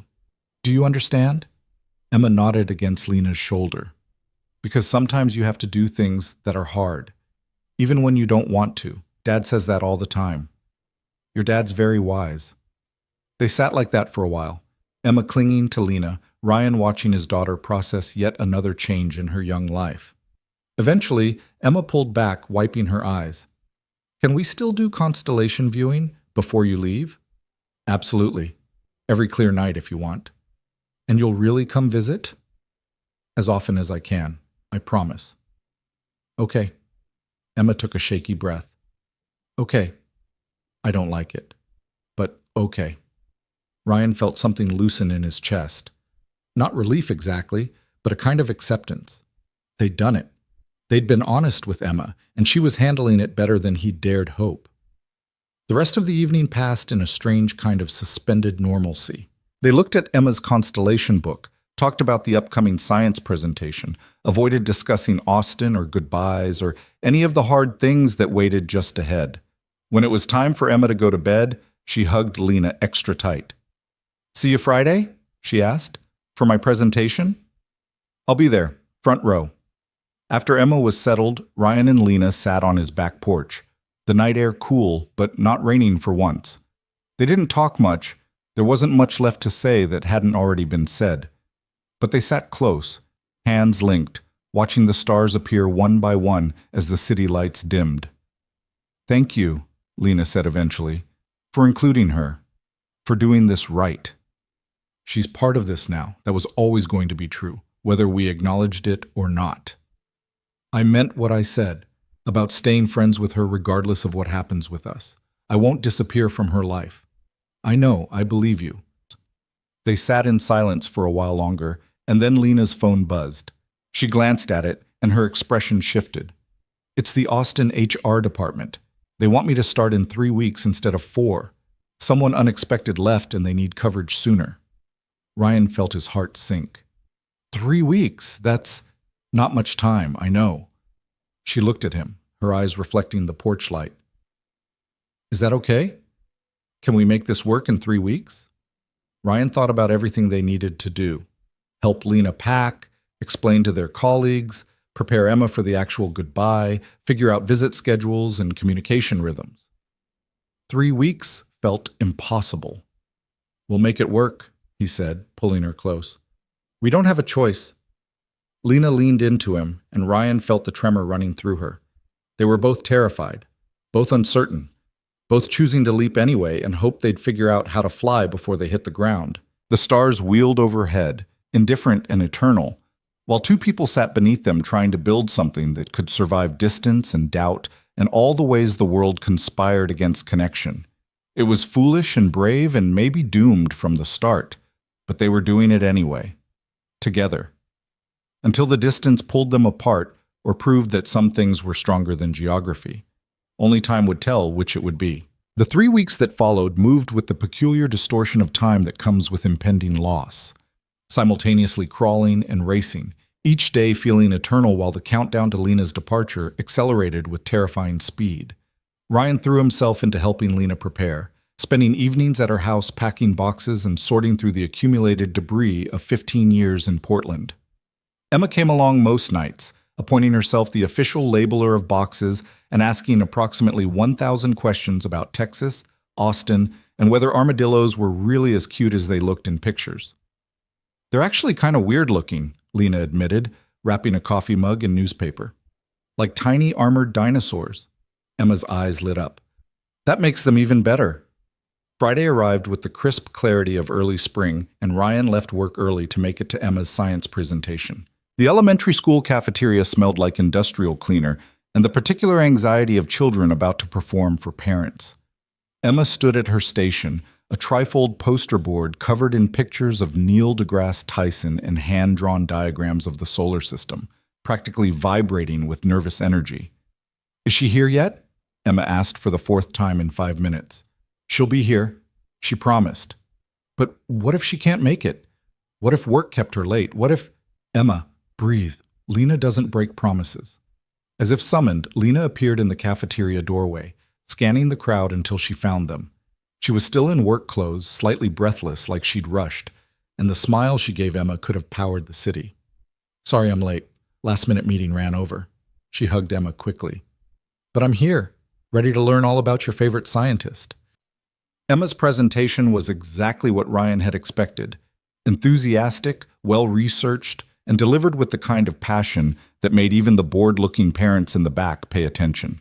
She talked about Tyson's work in astrophysics, his advocacy for science education, and his belief that understanding the universe made people better humans. When she finished, the applause was genuine, and the pride on Lena's face was unmistakable. "That was amazing," Lena said afterward, crouching down to Emma's level. "You really understood his work, not just the facts, but why it matters." "Thanks. I practiced a lot. Dad made me do it like 7 times until I stopped just reading off the poster." "Your dad's smart, making sure you really knew your material instead of just memorizing it." They went out for ice cream after, a small place near the school that Emma had been lobbying for since they'd arrived. Sitting in a sticky booth with 2 sweet sundaes melting between them, Ryan watched Emma and Lena discuss the finer points of exoplanet detection and felt the bittersweetness of the moment settle in his chest. This was good. This was right. Emma was happy. Lena was here. They were together. But in 2 weeks, Lena would be gone, and moments like this would become rare exceptions instead of comfortable routine. "Dad, you're doing that thing again," Emma said, pointing her spoon at him. "What thing?" "The thing where you look sad but try to pretend you're not. Your face gets all weird." Lena reached under the table, squeezed his hand. "He's allowed to have feelings, Em." "I know, but it makes my feelings feel bigger when I see his feelings. It's complicated." Emotions usually are. They drove home in the gentle dusk, Emma chattering from the back seat about the other presentations and who'd won the Most Creative Display Award. When they pulled into Ryan's driveway, she asked if Lena could stay for constellation viewing. "It's a clear night, perfect for looking at stars." "Please?" Lena glanced at Ryan, who nodded. "Yeah, let's do it. One more night of stargazing before—" He didn't finish the sentence. He didn't need to. They set up Emma's telescope in the backyard, the 3 of them taking turns peering at Jupiter's moons and the cratered surface of the moon. Emma narrated everything they saw with the expertise of someone who'd spent hours studying, while Lena asked questions that showed she was genuinely listening, genuinely engaged. Ryan stood back and watched them, his daughter and the woman he was falling in love with, bonding over cosmic distances and celestial mechanics, and thought about the irony of it. They were learning to appreciate things millions of miles away while preparing to cope with a distance of only 2,000 miles. It should have been easier. Somehow, it wasn't. Eventually, Emma's yawns outnumbered her observations, and Ryan sent her inside to get ready for bed. She hugged Lena with the kind of desperation that suggested she understood, on some level, that these easy nights together were numbered. "I'll see you tomorrow?" Emma asked. "For packing?" "Absolutely. I need your expert labeling skills." After Emma was settled, Ryan and Lena sat on his back porch with beer and the comfortable silence of people who didn't need to fill every moment with words. "She's going to be okay," Lena said eventually. "Emma, she's resilient." "I know, but I hate that she has to be.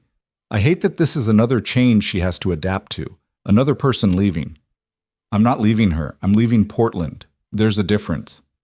"Is there?" From an 8-year-old's perspective? Lena was quiet for a long moment. "I don't know. Maybe not. But I'm going to do everything I can to make sure she knows the difference.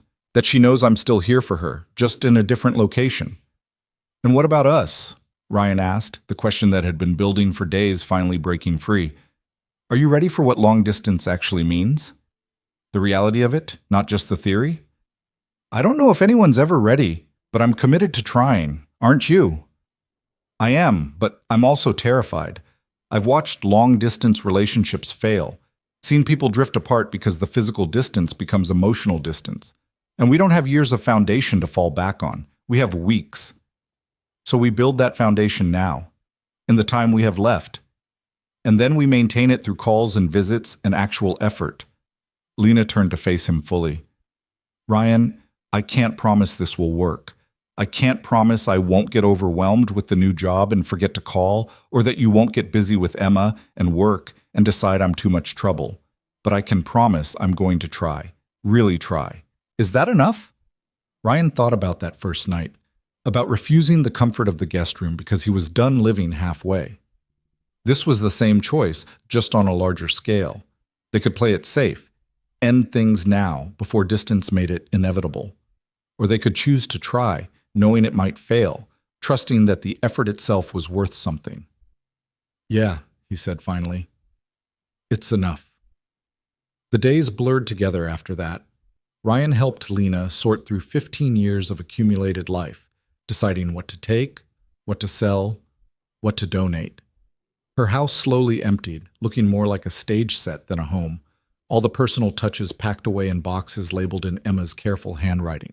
Work became a strange dance of pretending everything was normal while knowing it wasn't. Lena trained her replacement, a competent woman named Angela, who kept looking at Ryan with a mixture of pity and curiosity. Kevin avoided them both, which Ryan counted as a small victory. The authentication module launched on schedule, to positive reviews, proving once and for all that Ryan's assignment had been based on merit. The vindication felt hollow. Ryan's parents invited Lena to dinner 3 more times, each visit feeling like Carol was trying to pack months of getting to know you into weeks. His father pulled Ryan aside after the last dinner, his expression serious. You love her. It wasn't a question, but Ryan answered anyway. Yeah, I do. Does she know? I haven't said it yet. Feels like too much pressure before she leaves, like I'd be trying to manipulate her into staying. Or like you'd be giving her a reason to come back. His father clapped him on the shoulder. Don't wait too long, son. Some things need to be said before distance makes them harder. The week before Lena left, Ryan took 2 days off work to help with final packing and logistics. They worked mostly in silence, the weight of the approaching goodbye pressing down on everything. Emma helped when she wasn't in school, trying to be useful, but mostly just making both adults aware of how much her presence would be missed. On Lena's last Thursday in Portland, they had dinner at Ryan's house, just the 3 of them, no parents or friends or distractions. Ryan made pasta, trying to recreate that first meal they'd shared, while Lena set the table and Emma folded napkins into elaborate origami shapes she'd learned from a YouTube video. I'm going to miss this, Lena said, watching Emma wrestle with a particularly difficult swan. These easy nights, just being together without having to plan it weeks in advance. We can still have them, Emma insisted, on video calls. We can all eat dinner together even if you're in Texas. You're right, we can. And I can show you my homework, and Dad can show you his terrible cooking, and you can tell us about your new job and whether you've seen any armadillos. Lena pulled Emma into a hug, her voice thick. You're absolutely right. All of that. Every day if you want.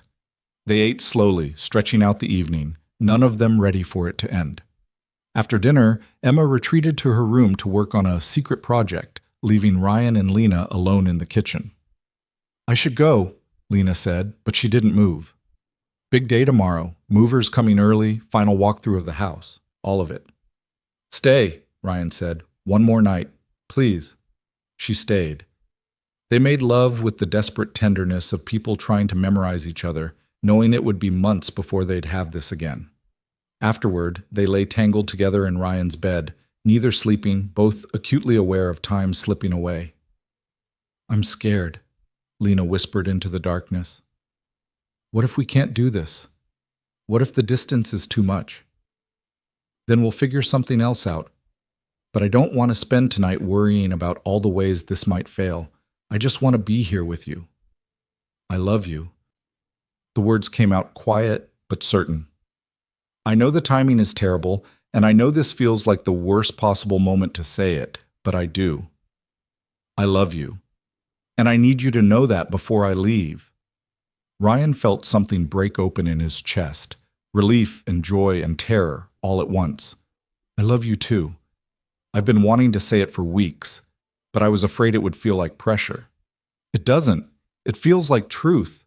She shifted to look at him in the dim light filtering through the curtains. Whatever happens in Austin, however this works out, that's real. What we have is real. I know. They fell asleep wrapped around each other, and Ryan dreamed of distances and bridges and all the ways people found their way back home. Friday morning arrived too soon. The movers came at 7, efficiently dismantling Lena's life in Portland and loading it into a truck that would arrive in Austin 3 days later. By noon, the house was empty except for the cleaning supplies and the echo of 15 years ending.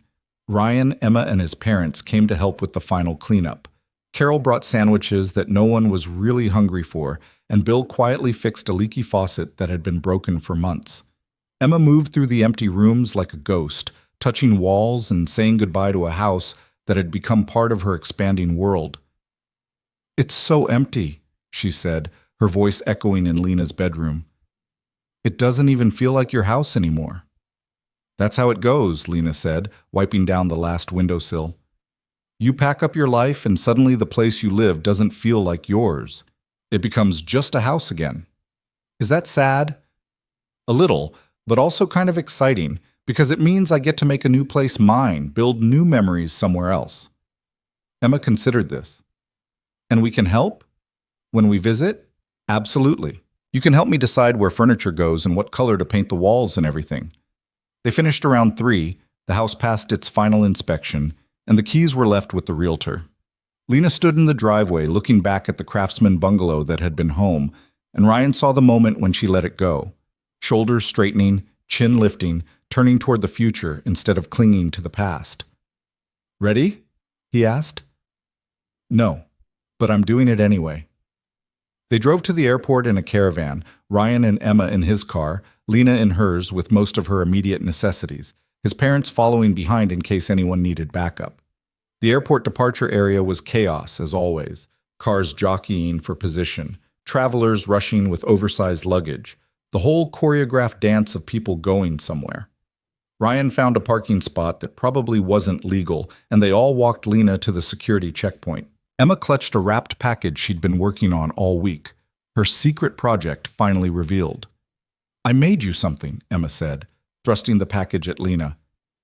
"For when you miss us, or when you're scared in a new place, or just whenever." Lena unwrapped it carefully to find a scrapbook, handmade, pages filled with photos Emma had printed and stolen from phones, drawings she'd made of the 3 of them, pressed flowers from Lena's garden, constellation maps with notes about what they'd seen together. The last page had Emma's handwriting.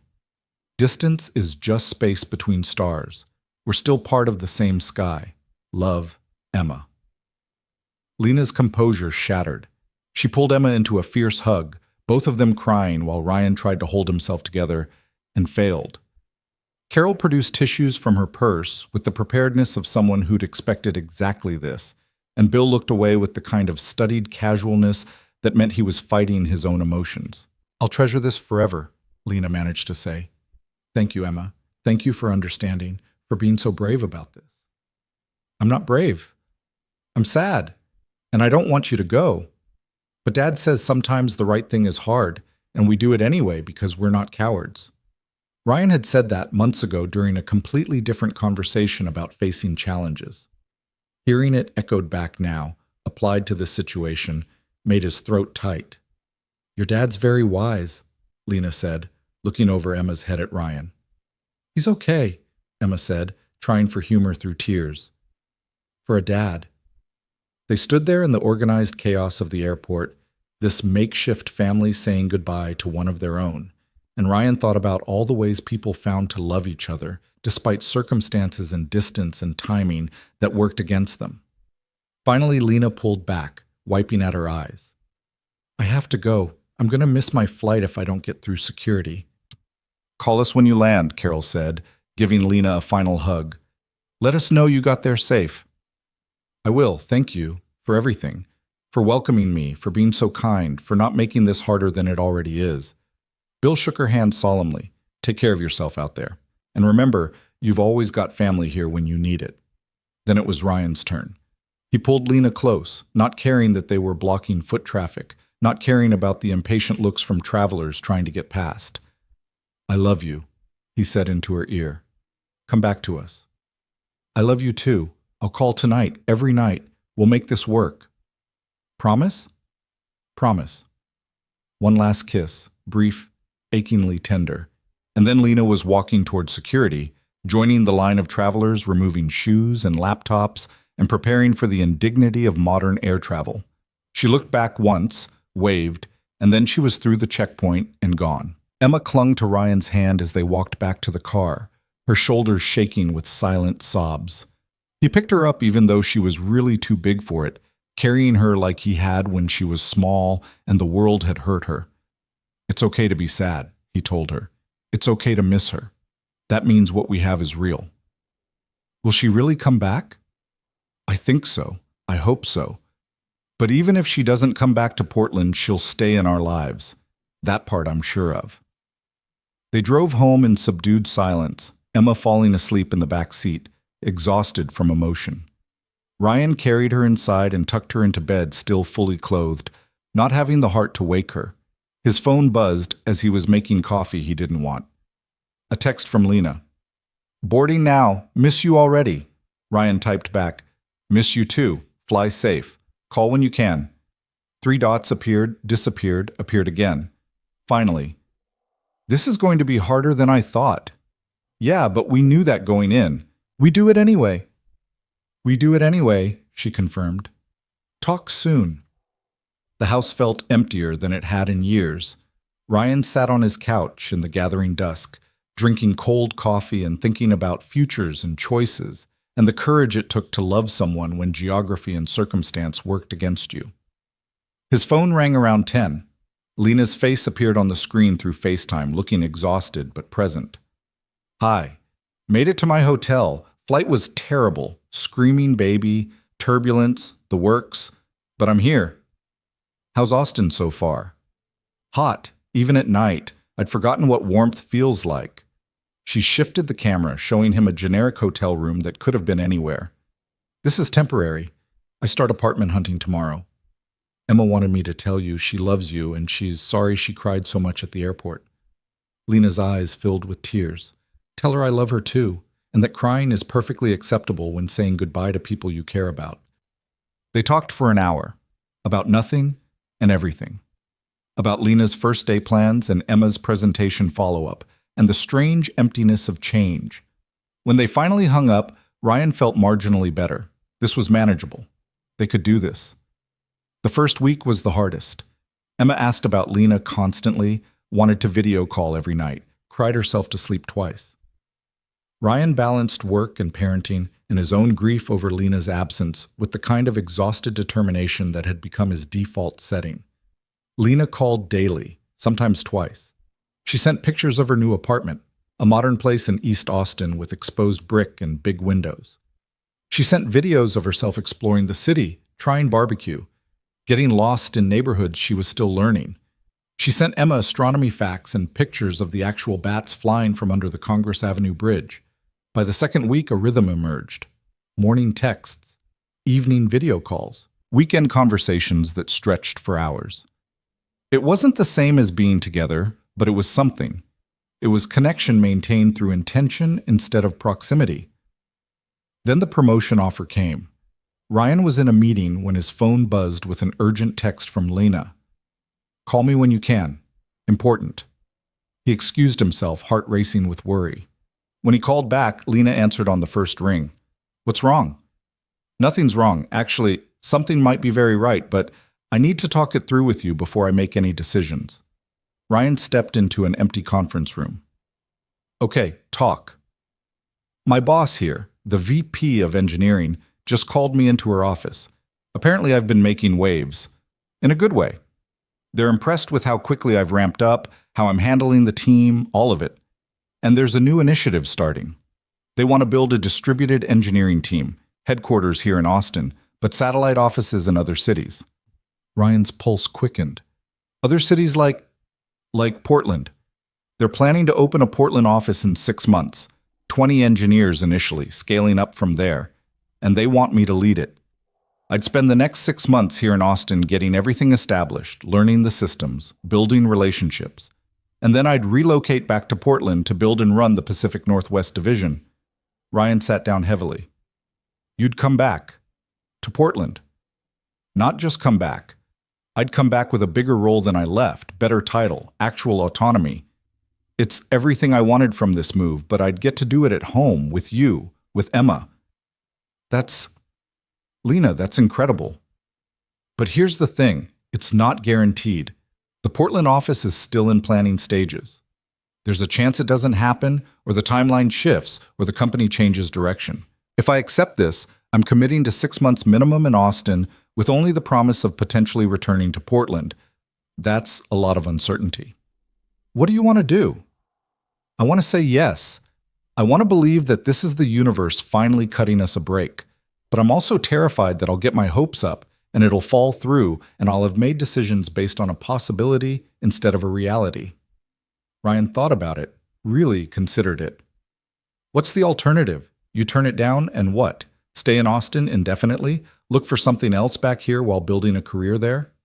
Basically, or we continue long distance until one of us decides it's not sustainable and we have the hard conversation about whether this is actually working. Here's what I think, Ryan said carefully. I think you take the promotion and the leadership role because you earned it and you deserve it. I think you spend 6 months building something incredible in Austin while simultaneously proving to them why Portland makes sense as a satellite office. And I think we continue what we've been doing, calls, visits, actual commitment, trusting that we can handle 6 more months if it means potentially building a real future together. You make it sound so simple. It's not simple. It's terrifying. But it's also hopeful, which we haven't had much of lately. Take the job, Lena. Build the thing. Come home when you can. She was quiet for a long moment. I love you. You know that, right? I know. I love you too. Now go tell your boss yes before they offer it to someone else. Lena laughed, the sound bright despite the tears Ryan could hear underneath. Okay, I'm doing it. I'm saying yes. Good. Call me tonight after Emma's asleep. We'll celebrate properly. The 6 months that followed tested everything Ryan thought he knew about patience and commitment. Lena threw herself into the Austin role with characteristic intensity, working long hours to prove she deserved the Portland opportunity. Ryan managed work and parenting and the constant low-level ache of missing someone while trying to maintain optimism. They visited when they could, Ryan and Emma flying to Austin for a long weekend where Lena showed them her city, took Emma to the Space Center, made good on every promise she'd made.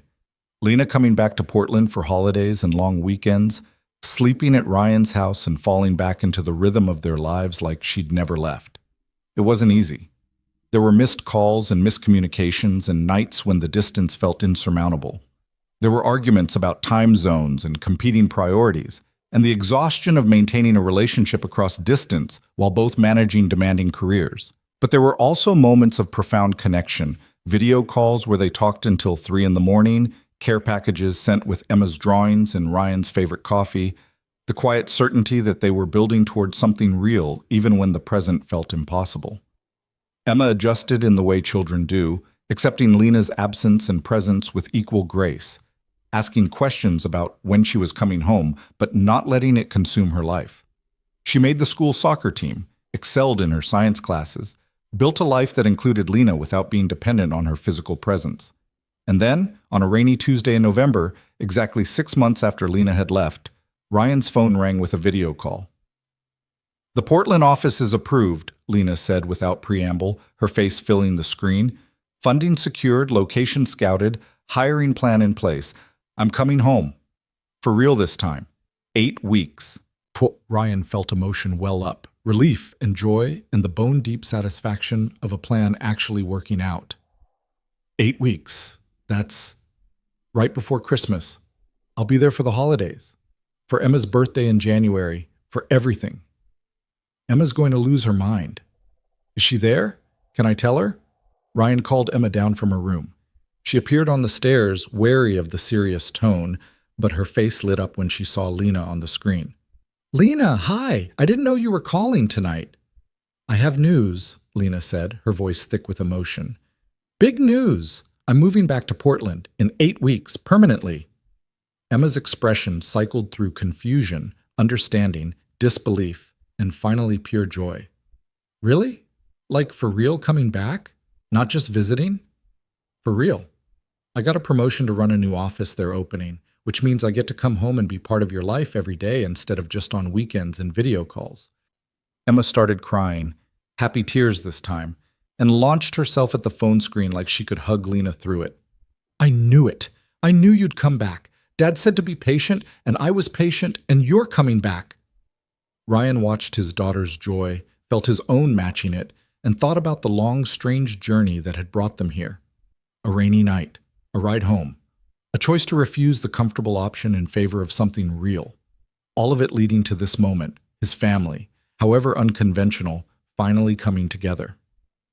They talked for another hour, making plans and celebrating and letting the relief of finally having certainty wash over them. When Emma finally went to bed, vibrating with excitement, Ryan took the phone to his back porch. This is real? He asked Lena. This is actually happening? It's real.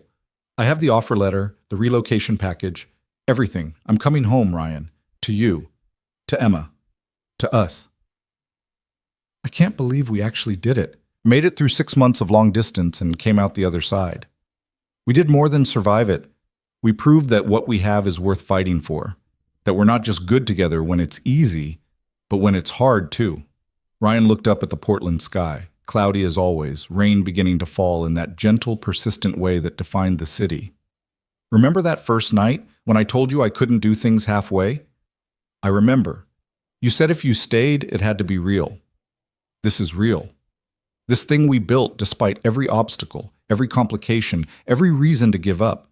This is the realest thing I've ever been part of. Me too. Lena's voice was soft, vulnerable in a way she'd learned to be over these months apart.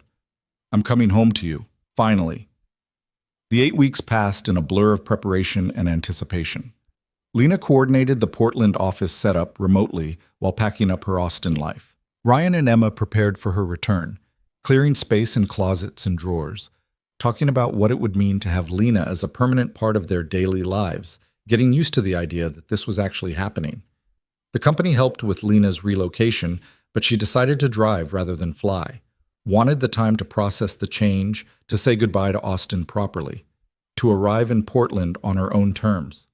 It took 3 days, and she sent updates the whole way, photos from roadside diners, videos of the changing landscape, texts counting down the miles. On a Friday evening in mid-December, with Christmas lights already strung throughout Portland and the city dressed in its winter best, Lena's car pulled into Ryan's driveway. Emma was out the door before Lena had even turned off the engine, launching herself into Lena's arms with the kind of enthusiasm that nearly knocked them both over. You're here! You're actually here! For real this time! For real this time, Lena confirmed, hugging Emma tight while making eye contact with Ryan over her shoulder. The look they shared said everything. We did it. We made it. We're here. Ryan waited his turn, letting Emma have her moment, but when Lena finally extricated herself and came to him, the hug felt like coming home. She smelled like road trip and coffee and herself, and Ryan buried his face in her hair and let himself feel the full weight of 6 months of missing her. Welcome home, he said quietly. I can't believe I'm actually here, that this is real. Believe it. You're stuck with us now. Carol and Bill arrived an hour later with enough food for a week and the kind of joy that came from watching their son finally find happiness. They ate dinner crowded around Ryan's kitchen table, the 6 of them now, this expanded family, and talked about Lena's new role, the Portland office, the future they were building together. After dinner, after Emma had finally exhausted herself and been put to bed still wearing the biggest smile Ryan had ever seen, after his parents had left with promises to help Lena settle in over the coming weeks, Ryan and Lena stood on his back porch under the stars. It had stopped raining for once, the sky clear enough to see constellations. Lena pointed out Jupiter, still visible in the western sky, and Ryan thought about Emma's scrapbook message. Distance is just space between stars. We're still part of the same sky.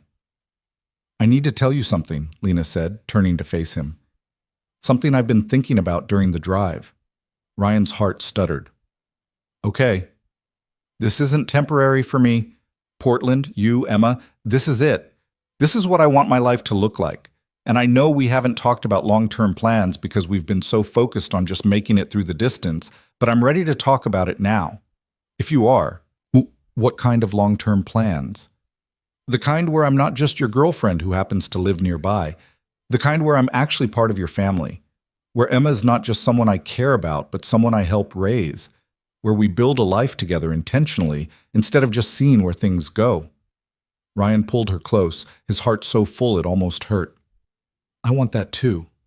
All of it. But I need you to be sure. Emma's already attached. If this doesn't work out, if you change your mind, I won't change my mind.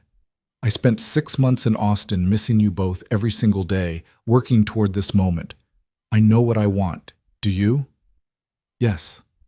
Absolutely yes. They kissed under the Portland sky. Two people who'd chosen each other despite every complication, every obstacle, every reason to play it safe. When they finally pulled apart, Lena was smiling. So what happens now? Now we live.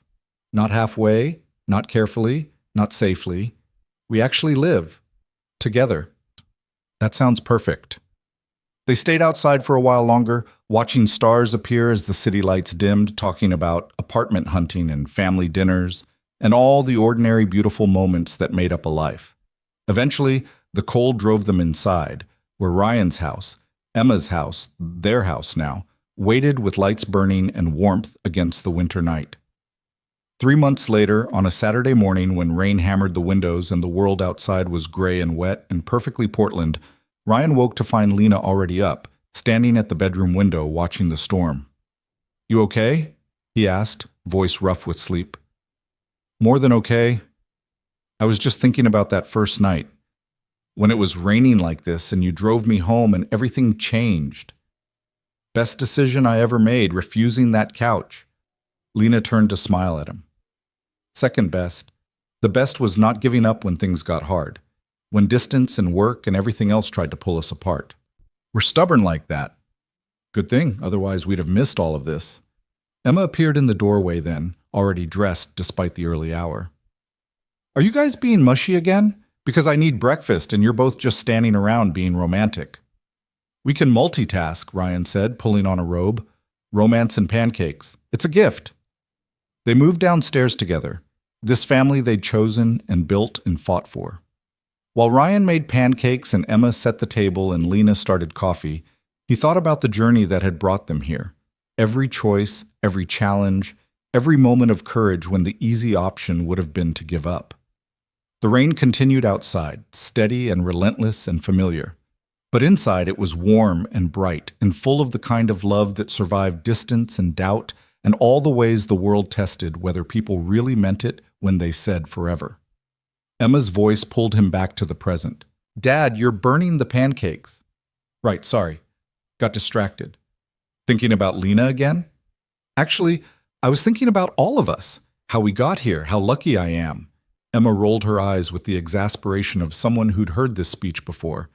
We're all lucky. Now make pancakes before we starve. Ryan flipped the slightly burned pancakes and watched Lena laugh at something Emma was showing her on her phone. This was it. This was the life he'd been too afraid to want, the family he'd built from honesty and risk, and the willingness to refuse comfortable half measures in favor of something real. Outside, the rain washed the city clean, the storm that had brought them together echoing through time. But here, in this kitchen full of laughter and warmth, and people who'd chosen each other despite everything, Ryan finally felt steady. The future stretched ahead, full of possibility and promise, and the quiet certainty that came from building something worth keeping. Together, they'd weather whatever storms came next. They'd already proven they could. And that was everything.